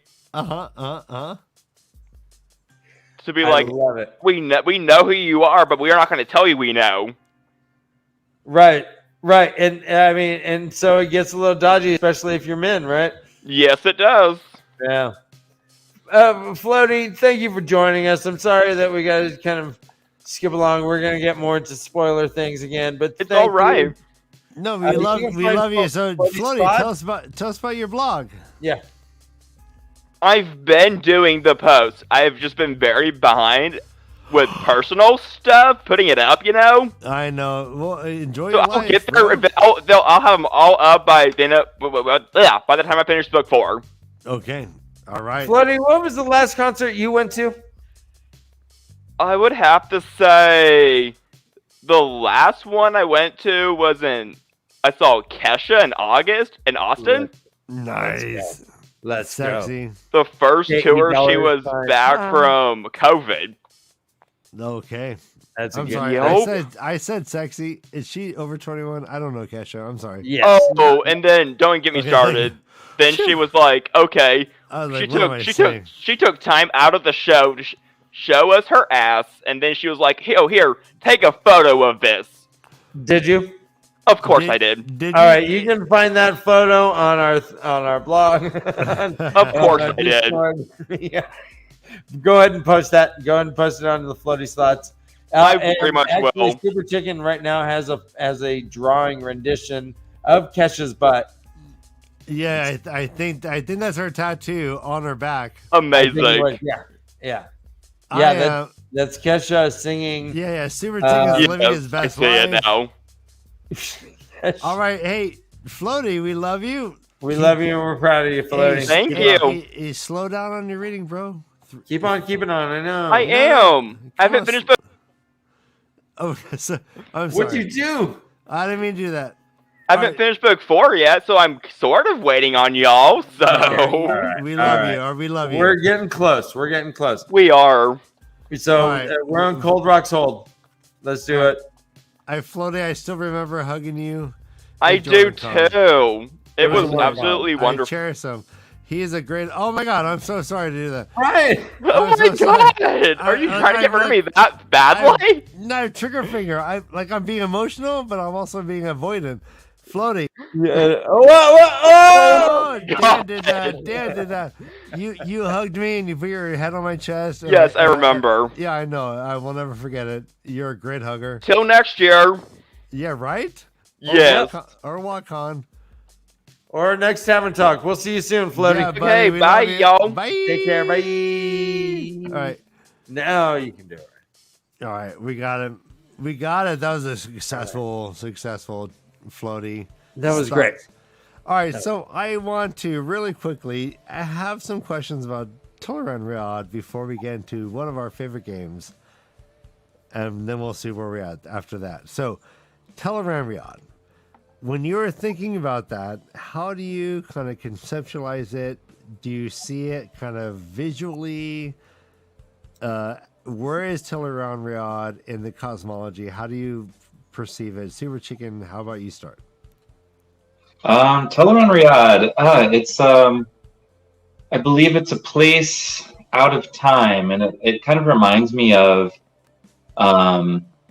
the Eilfin and Aelfin worlds, or maybe the space that's in between the towers when you look out and everything's all shifted and different and weird. And it seems like between the towers. What towers? What do you not the towers. You know So when they go through in the Genji Tower, and and then they look out the windows, and everything's like one way, and then they're like, okay, you go this way, and then they look out the windows again. It's like, okay, that should be there, but no, it's not. It's over there. I hear you. Okay, I think, yeah, I think that, and it's also a little bit like the what is it called when you take the Waygate and you're in some other world, but it's like this world, but it's a different version of this world, as if maybe the planet's one or whatever. You mean like the Portal Stone where we met? Portal Stone, right? A Portal Stone.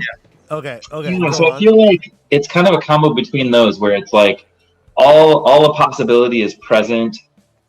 The different people and beings and wolves and things, like their connection to life, their essence is connected there somehow.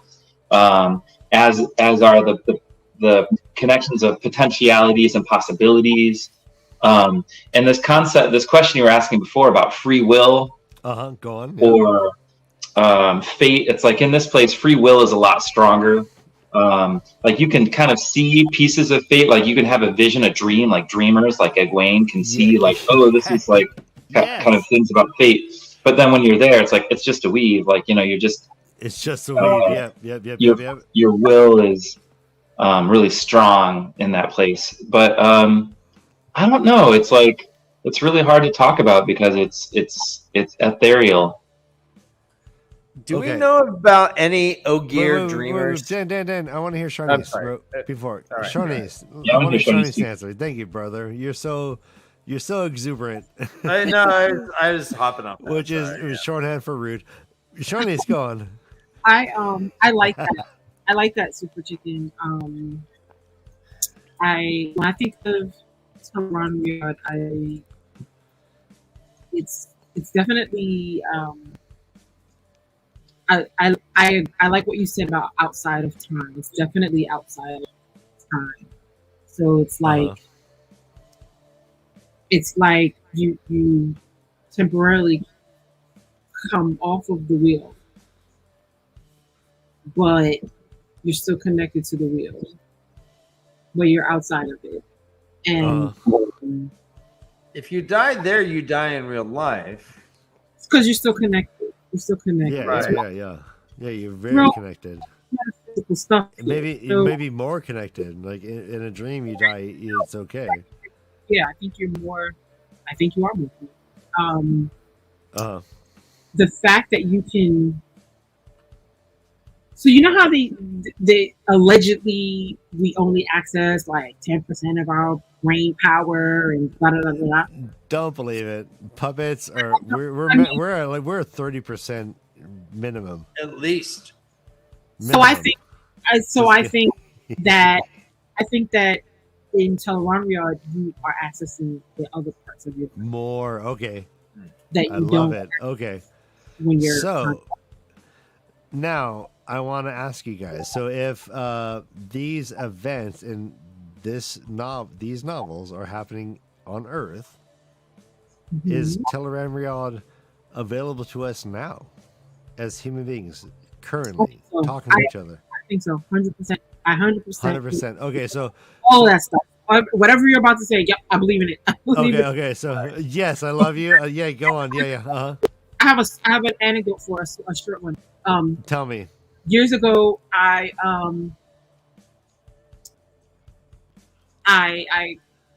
called my mother. She wasn't home, so I left. It was, back when we had answering machines, right? And people would screen calls. So I called, and so my mom used to screen calls.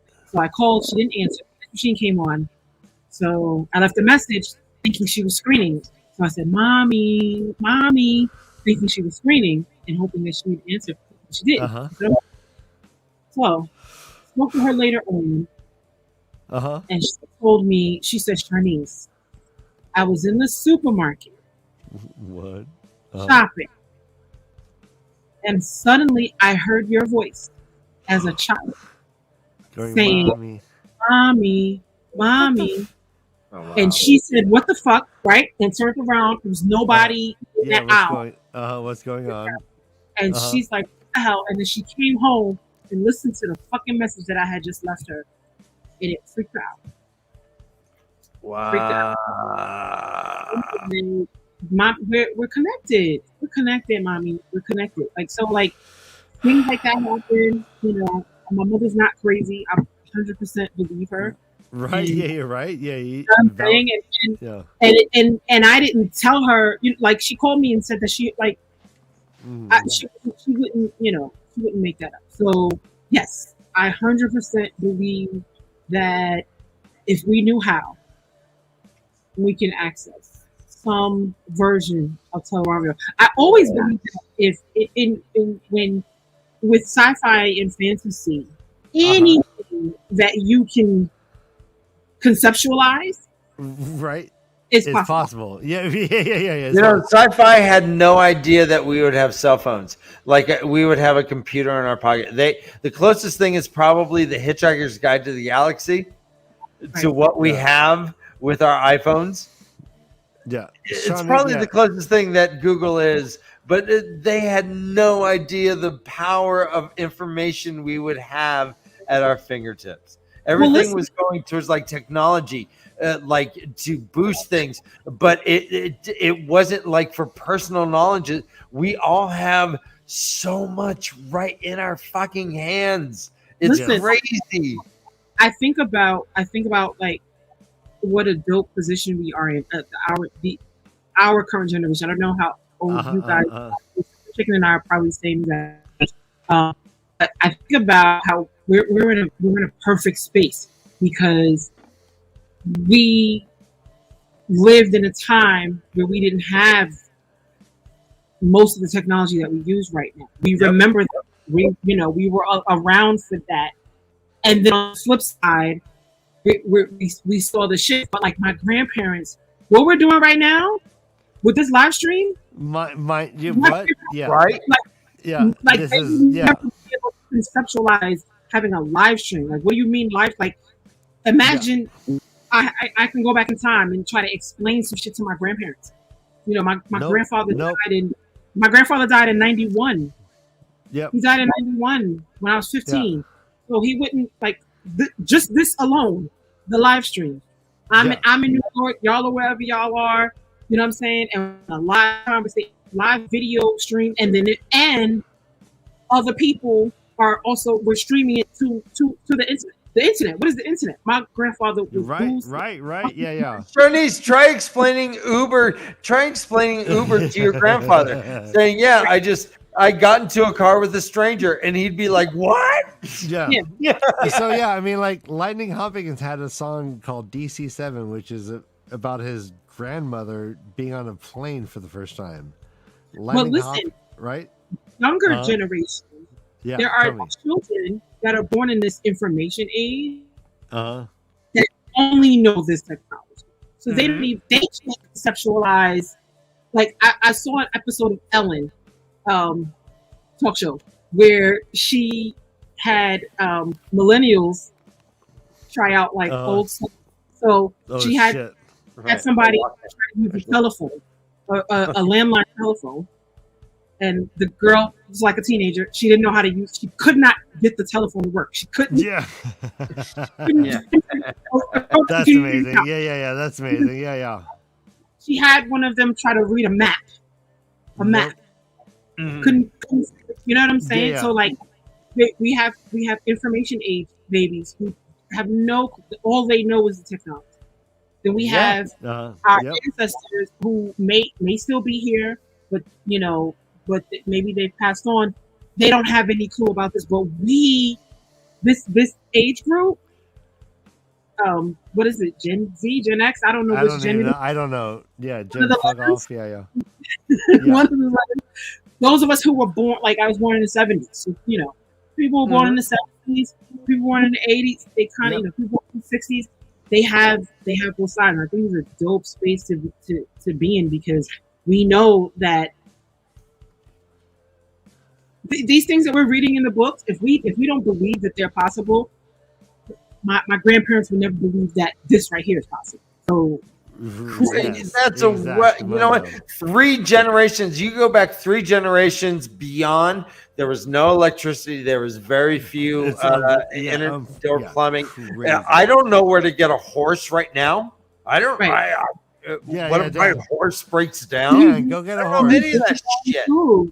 Can you even grow your own food? What would you do Yeah. if it, you really like if the zombie apocalypse happened? Oh, I'm fucked. And, I'm right. so fucked. I'm I got a unable. Brian. I have a pitchfork I can give you. Yeah, no, Like, I have a golf club. I have it at my front door if I want to bash like if the people. zombie apocalypse happens, like I need to be holed up in like a BJ's or a Costco or Sam's Club or something. Yes, I love it. Yeah, you want to be like, oh my god! It just so happens I'm at this Costco. I gotta admit, A super Walmart or something like. I don't I'm a know. little, Hey, I'm a Stephen little King's triggered by that concept of a zombie apocalypse because I feel like zombie apocalypse is designed to make us other people, like make them into others, and then it's like, oh, it's okay to shoot them in the head because they want to eat your brain. But I feel like zombie apocalypse is about like when everything breaks down, you know, how do we justify you know, keeping other people away from our supplies? Yeah. It's like we're getting like socially trained to feel like, oh, it's okay to be a prepper that keeps other people away from your supplies because it's just like the zombie apocalypse. So I get kind of triggered when people talk about zombie apocalypse just because it makes me feel like I'm getting trained to like not love my brother or sister. I don't know. Yeah. Hey, Yeah. Super Chicken, I'm sorry. We're felt. We are sentient. We're not going to become zombies. Trust me. No. I don't want to trigger any zombie like issues with you, Super Chicken. But I literally haven't blinked once this whole podcast. That's true. Which is like if you think about it, what super creepy, super creeps. No, I hear. Well, we lost him. No, I'm right here. Are you? Oh, you're blinking off stage. This is unreal. So yeah. So where were we? All right. So Teleranrhiod, I have some questions. So if we are assuming that, in case I don't listen to this question, if we are assuming that everything is happening on Earth, right? Then is Teleranrhiod accessible to us right now? Did I ask this already? I did. Yeah, you asked that, and he said yes. I didn't answer, but I agree. I think yes. Okay, so I want to get all your answers. All right, so and is this connected to the whole idea that we could be channeling right now also, but we are not able to? Like, do you think in this era we could be right now? I could, if I were mentally, whatever, damaged enough. If I was beaten up by the Aes Sedai as a novice and accepted, could I channel? I mean, like what's going on here? Like, Well, it seems like what? You're asking if magic is real. If magic real, yeah. No. Well, I mean, I know what Robert Jordan's notes say, but like, what do you kind of intuitively think? Like, right now, are we just not able to do it, but we could if we were different? I think if it's true that we are not accessing our full potential, like in terms of our brain power, then why not? Why not? No. Yeah, I think like we just don't have that part of our brains developed in this age. Yeah. And maybe it's like an evolutionary thing. Is I'm not it ego thing? Don't know. Like, Well, it's not. So we do have things where The we pattern don't- doesn't end it yet. We don't need it yet. Well, yeah, and we all experience weird things where you feel someone watching you, and guess what? There's no beams that come out of someone's eyes, but and yet you still feel that feeling. There's certain things that are just unexplainable, you know. Energy is a real thing. Mm-hmm. I agree. Yeah, I agree. Yeah. So speaking of that, here's a question I have: Matt and his memories, right? Do we think that his memories are connected to him specifically as an individual with a bloodline that he has, or is it that anyone could have gone into there and ask the exact same questions and then come out with the memories? I think I don't think those memories are connected to his bloodline. I don't think it's not like the rings. It's not like the columns. I think those are the memories of whoever's mind got eaten by the eelfin and aelfin. That's my theory. Because they're always like ciphering through their field, right? Yeah. Okay. That's my theory. Oh shit! So they've been like ciphering through humans' experiences. Yeah. Are all these people have gone through the doorways? I'm not sure if they've all gone through the doorways, but possibly, because I know a lot. They had the doorways in Carian, or I mean they're in Tyr, but weren't they in Carian for a while? And they were in Mayenne, and that's how the Mayenners were able to get so much stuff figured out. So I think Dan, your mind's blown, right? No, actually, I agree with Super Chicken. I think that there's only the bravest and most sturdy of motherfuckers would have done this like vision quest. That is the red twisted doorway. So I think that I think they filled their memory, his memory, with what they got from other badass motherfuckers who came through the doorway. But it wasn't like he said, "Give me memories." I don't remember what. Fill the holes. Ask. Fill the holes in my memory. Yeah, fill the holes in my memory. Boom, here. Fill the holes. Boom. I fucking love you, bro. So it wasn't like just give me memories. It was like fill the holes. He asked. All right, so that leaves it to be very, very, very personalized for him to say, "Fill my holes," and then he gets these. Yeah. Okay, that makes sense. And they knew what. Oh, that's amazing. Because he said fill the holes because he also wanted to be free of Aes Sedai, right? But that was the medallion. That was exactly. The memories got filled with all generals. Like he didn't get his memories filled with black or like not innkeepers. Yeah, and they do call him Son of Battles when he comes in too. Son of Battle, gambler, Son of Battles. But Sharnise, like, what do you think it's because of this whole kind of idea of Manetheren bloodline? Like the right? Like, is it like a genetic thing? Is he like seeing genetic heroes of his lineage, or is he just given what he needs to get from X A to Z, right? I think it's one of two things. I think he's either getting what he needs, or for Matt, because I mean everyone's reincarnated, right? Everybody, right? Everybody. So these are his past lives. Okay, you think they're Matt, Pat? Okay, Either his past lives or what he needed. Oh, interesting. I like that. Okay, yeah. Where you fall? Before they filled his memories, he was already, and even in the Eye of the World, he said, "I like battles." Right? Yes. He says that, right? I like battles, which they did not put in. And Tam's like, "Yeah, I don't like them so much." Yeah. Let me tell you about battles. So that was already Super Chicken. You're muted, Super. SC, you're muted. You're muted. Yeah, you're muted. Yeah.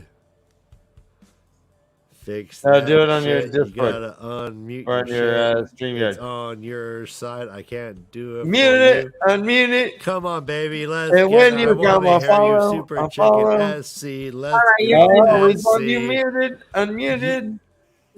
I want to hear you, baby. You're super. You're chicken. I want to hear you. Yes. Oh, yeah. I like your 50 steak, Dan. There you go. All right. Where are you at, buddy? Baby, so where you at? I missed the question. Dan. Oh, about Matt. What was my question, Dan? Regarding Matt and his past lives. Was it past lives? Did he get these just random memories from a doorway, or was this the true? I thought I answered that before. Just that I thought I don't think it's past lives. I think they were just some of the memories from the savor that the Aelfin and Eelfin had sucked out of. I don't think it's necessarily connected to his lineage. I think And I don't. Why were they generals? Why did they give him general's memories? I don't know the answer. That's a question that I don't really know the answer to. Well, it's what he needed. He needed it. It is what he needed. I mean, it's really. Yeah. I mean, it's exactly what he needed. But why did they give it to him? Right. I don't know. I think it's a part of the pineal gland. All right. What do you think? All right. So Ryan, I've been watching this Carathian cycle on my phone for like 20 minutes. I'm ready to do replace poop with prophecy. Are we? We're so ready for it. All right, guys. So as I explained earlier, I have in front of me the Carathian cycle. Pronounce this. And it is a long one. So I will pick random parts of it, read it out loud, and I will replace one word with the word poop to comedic effect. You are to replace poop with prophecy. Prophecy. Are you ready? All right. This game is sweeping the nation, Dan. They all do, Ryan. They all do. All right, I'm going to start right at the top. Oh wait, hold on. And it shall come to pass that what men made shall be poop. I will repeat. And it shall come to pass that what men made shall be pooped. Replace poop with prophecy. Super chicken. Shall be broken. I don't know. I don't think that's correct. Okay. All right. Sharnise? Sharnise. It shall come to pass that Dan. What? Say it again. It shall come to pass that what men made shall be pooped. Remade. Unmade. Good try. This is the first line of the prophecy. It says, "And it shall come to pass that what men made shall be shattered." We had guests of unmade and torn asunder. Torn asunder. I want chat to chime in. All right. Yeah. Thank you so much. It's harder than you think. It is. Let's bring in Case and Ice for this game. Sure. Let's do it. All right. Are you ready, Kai? Yeah. You're not ready. Women shall weep and men poop as the nations of the earth are rent like rotting cloth. I'll sorry. Say it once again. Women shall weep and men poop as the nations of the earth are rent like rotting cloth. Sharnise, weep. You go ahead and start first. Weep. Men weep. Men are pussy. All right, women shall weep and men weep. Cry like little pussy babies. Men all right. Shit. Men all right. do. Sharnise. Women shall weep and men shall. Women shall weep and men poop as the nations of the earth are rent. Men shall weep and men poop. Yeah. Right? See, this is a great game. Yeah. Do they cry? Say it again. I'm sorry. Cry. Okay. Super chicken? I guess whale. Okay, whale. Okay, yeah. Guys, we're very so dark, Freddy. Women shall weep and men quail. Quail, almost. Quail. The nations of the earth are rent off. So it's a kind of bird? It's quail? Quail? Wait. Q-A-I-L? Hey, let's say hi to Mace. Mace Markham. Mace Markham. They curse. Oh, well, that's very gender specific. Yeah, right. Yeah, we'll go to the next one. And yeah, you're right. Quail. Not because I think I've yelled. Well, yeah, well done. Hey, please like and subscribe. I don't want to make you feel bad, but we do. You will go first this time. Baby. Let's go, baby. Let's go, baby. Punch that fist button. Actually, it's a thumbs up. Bring it. Do that. Sharnise, you go first on this. All right. The shadow shall rise across the world and darken every land, even to the smallest corner, and there shall be neither light nor poop. Once again, the shadow shall rise across the world and darken every land, even to the smallest corner, and there shall be neither light nor poop. Replace should be- poop with prophecy. Light nor Poop. Yep. should not light nor sun. I don't know. Light nor fun. All right. All right. Fun. Fun. All Fun. right. Yeah. All right, Fun. Kay. No. Oh, Kay? There should be neither light nor poop. Can you hear me? First of all. Yes. Oh, you guess. Okay. Light nor happiness or something like that. Okay. Happiness, Happiness. joy, or fun, Sure. and happiness. I'm sensing a theme. Yeah, light nor fun and happiness or something like that. And there should be Yes. neither light nor poop. Super chicken. Hope. Hope. I'm Good sorry, one. guys. Good answer. It's Very safety. It's safety, but that's a great answer. All right, we'll Oh. do a couple more, Ryan. This is sweeping the nation. And he who shall be born of the poop, born of the maiden, according to prophecy. Ooh. Once again, and who shall be born of the poop, born of the maiden, according to prophecy. I love you. Super Chicken, can you go first for us? Yeah, please. Born of the.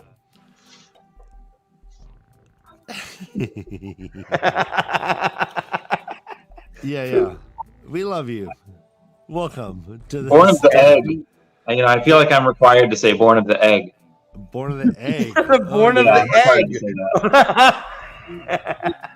that. Is it just one word? Is it a phrase? It's just one word, correct. Oh, Yeah. born of the. Thank you for taking it seriously, Sharnise. Hey, why don't you go lie in your sex hammock? fucker? Egg. Yeah, go swing on Hey, why don't you go swing around? your sex anti-gravity Yeah. device. Would you? Oh, what is that? Was that aphrodisiac you just took in your mouth? Was that is that a Magnum XL cocktail? What are we doing, Ryan? What are we doing? You'll never That's know. what I'm trying to do with this show. Let Sharnise I know, answer. It's not this kind of You show, but bitch ass puppets. Just let her answer. we can't ignore the fact that Super Chicken taking roofies. But go on, Sharnise. I'm lost on this one. I don't know. People of the dragon. I was gonna say people of the dragon, but it's not a phrase. So born of the waste. I don't know. Oh, very close. Very close. Very close. It is. Do you have a guess, Kai? Case today? Well, I mean, you said that's very close. So, I mean, like, is it born of like the wastelands or like born of the places the waste, the people of the wasteland are born in? Like Aiel? And he shall be born of the dawn. Dawn. Oh, Yeah. According not to even close. prophecy. Well, pretty close. Dun, dun, dun, Yeah. dun, dun, dun, dun. We call it games, but you all feel horrible after. All right, I know. we'll do two more here, Ryan. I Oh, always shit. feel horrible after How games. about one? Nobody. How about one? Okay. Let's do He one. shall stretch forth his hand to catch the shadow, and the world shall scream in the pain of poop. Once again, he shall stretch forth his hand This to is my catch the favorite shadow, and his world shall scream in the pain of poop. Sharnise, replace poop with prophecy. Play Super Prophecy. It really throws you off, doesn't it? Destruction. What? Destruction. It just, The it really. brilliance? Sorry. Yeah, you are really throwing us off. That's my guess. Destruction. Destruction. And the world shall scream in the pain of destruction. Ooh, good guess. Good guess. All right. Good guess. In case that I That's- said, do you have a guess? KS. SS. KSS. Oh, I'm so concentrated on like just derailing everyone that I have no. All right. Else It's working.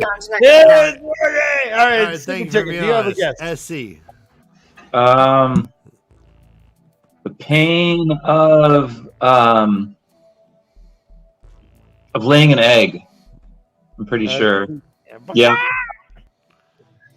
All right. He shall stretch. Okay, so the pain of birth. To get the shadow, and the world shall scream in the pain of salvation. What? Well done, Mace. Yes. Well, the first salvation comes with G&G. G&G. Well done. G&G. All right, guys. I think this has been fun. I've enjoyed this very much. Yeah, this has been really fun. Yeah. Is there anything that we can plug for you guys? I know the Super Chicken, you're getting involved in some, artistic stuff. I mean, is there anything that we can let the people know? Yeah. Oh, sure. Let me. I guess I could put it in the chat. I don't know. I've got a Twitch channel. Plug time. Yeah, beautiful. Yeah, do plug that. away. And Sharnise, is there anything that you're involved in that we can, let people know to look out for? If you're in New York City area, my boyfriend and I have just invested in a restaurant. In a restaurant? Yes! It is called Urban Vegan Kitchen. It is in the West. Yes! Come see us. Have some good vegan food. Where are you at? It's in the West Village, 41 Carmine Street. We're on all social media, Urban Vegan Kitchen. Don't forget the kitchen, because we do have someone who copied off of us and opened a restaurant in New Jersey called Urban Vegan. But we are the original Urban Vegan Kitchen in the West Village. Come see us, hit me up, and I'll try to come and have with you. Sharnise, you jumped into a land of water, snakes, and sharks, and I hope that you guys succeed. This sounds fantastic. What is your favorite dish that you make? Well, I don't make it, but the chefs in the kitchen. Yeah. What do you offer? So my favorite. So we've been going to the restaurant forever, and then became friends with the owner. So this is how this happened. Oh, but, is it corporate takeover? It's a corporate takeover, yeah. You're like, this is my favorite restaurant. I love it. So Sharnise is like, I can't wait to try the food. Yeah. That's amazing. No, so I really love the Korean barbecue wings. That's one of my favorites. I really love the unchicken avocado salad. And I really love, they just put this new thing on the menu, tostadas. It's made with like the spicy jackfruit and guacamole and the vegan cheese and all that. It's so good. It's so good. So good. The empanadas are pretty good. Yes, empanadas. Oh my gosh. I'm so hungry right now. When Ryan and I became vegetarian, there's oyster mushroom asada. So they take the oyster and season it up real good, and it comes with rice and beans. That's really good. A lot of people like the chicken and waffles. We got chicken and waffles. We got chicken and waffles. What, you fried chicken? You fry veggie chicken? Let's not talk about how you torture the chicken, okay? Can we just move on? Chicken and waffles, great. Move on. It's made out of seitan.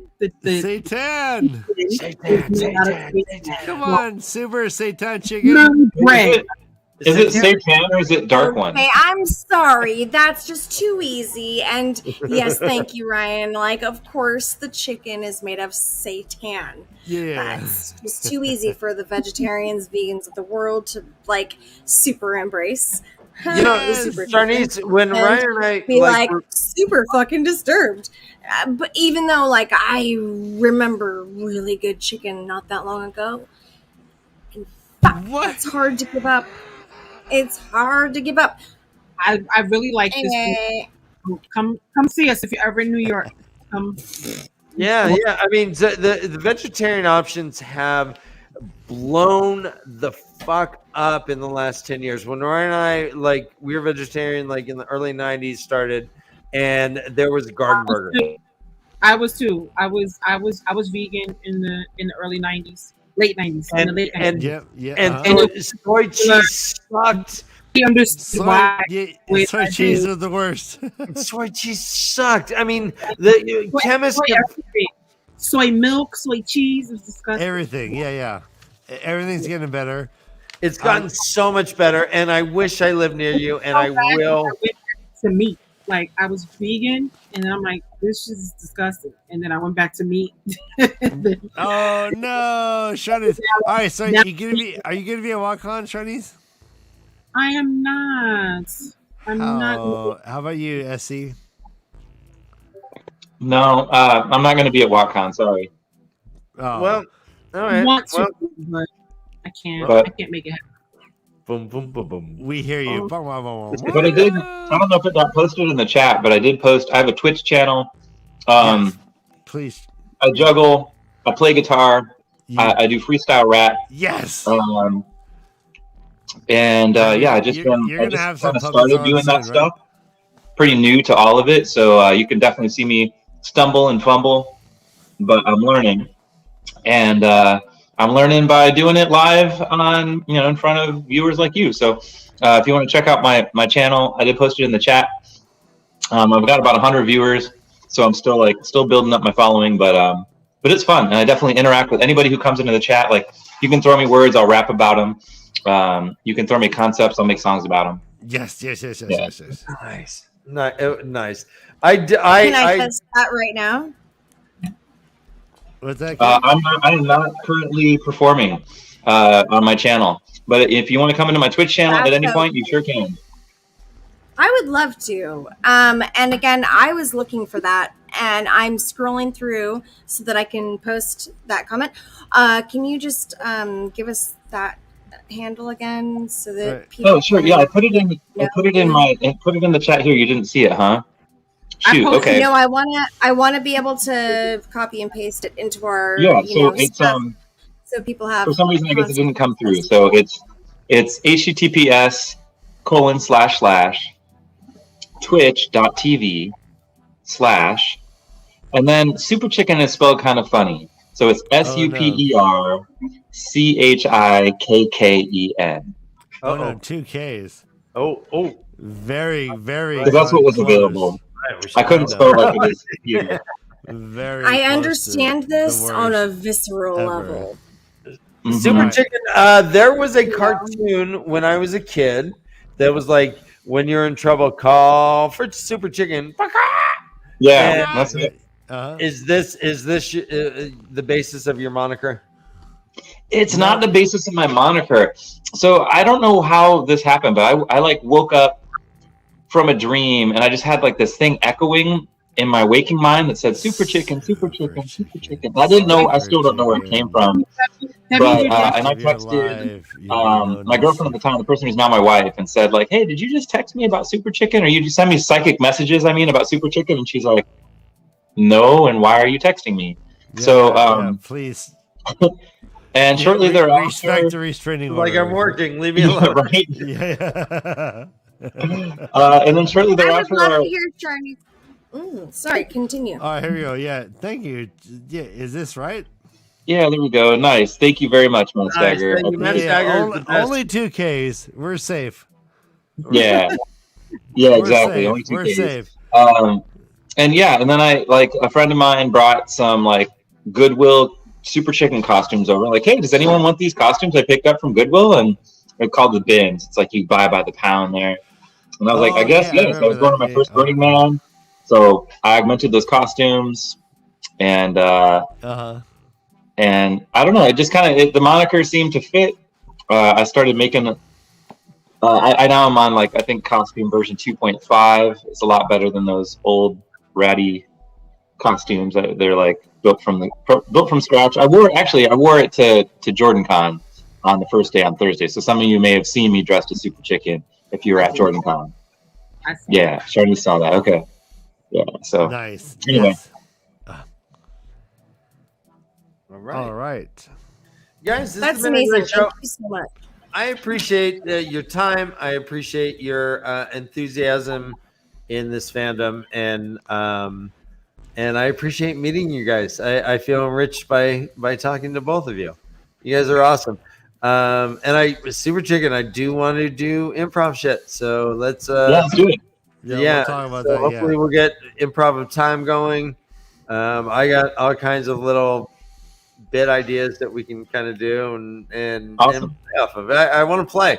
Let's play. Let's do stuff that people aren't doing, right? You know? Yeah, that sounds really fun.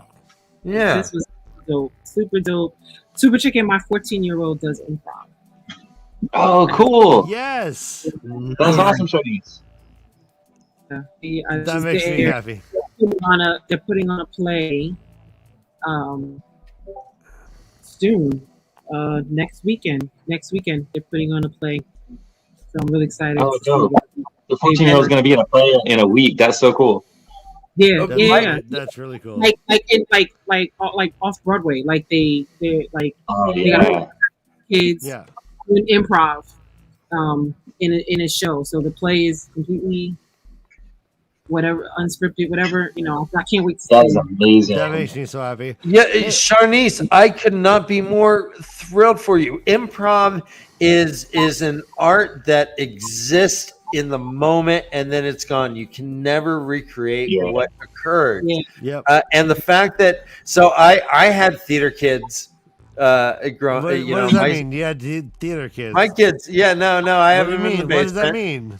I have them perform for me. I pull out the I'm like whistle? "Do Les Mis."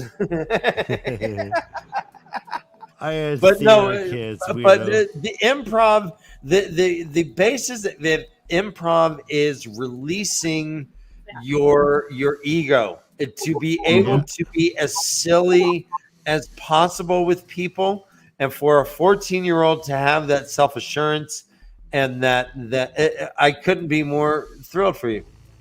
I'm trying to get her to say hi. She doesn't want to come on. Come on, it's all good. Come on, pretend that you're a waiter. Pretend I'm ordering coffee and go. And you can see her arm. She's got a great arm. Let her know. She's got a great arm. I want a double macchiato. I want 2 cappuccinos. I want one that has like vanilla, and I have one that has like spicy. Hi, sweetie. Can I get one? This is sorry, I'm not sure why you're ordering coffee. No. That's a good question. It's later night. Hold on. Wait, yeah. It's end scene. You're supposed to yes and. Come on.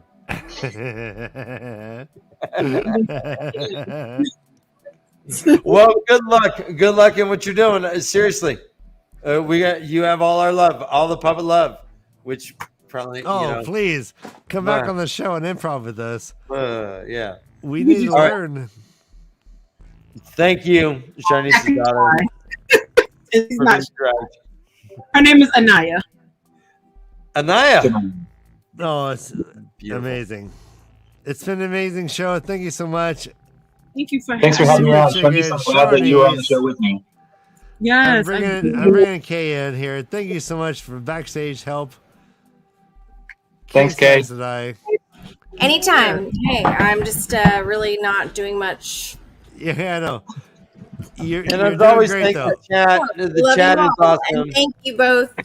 Thank you to our guests. Thank you to the chat. All have been incredible. All right, everyone, run for your lives because this is the way of the Leaf.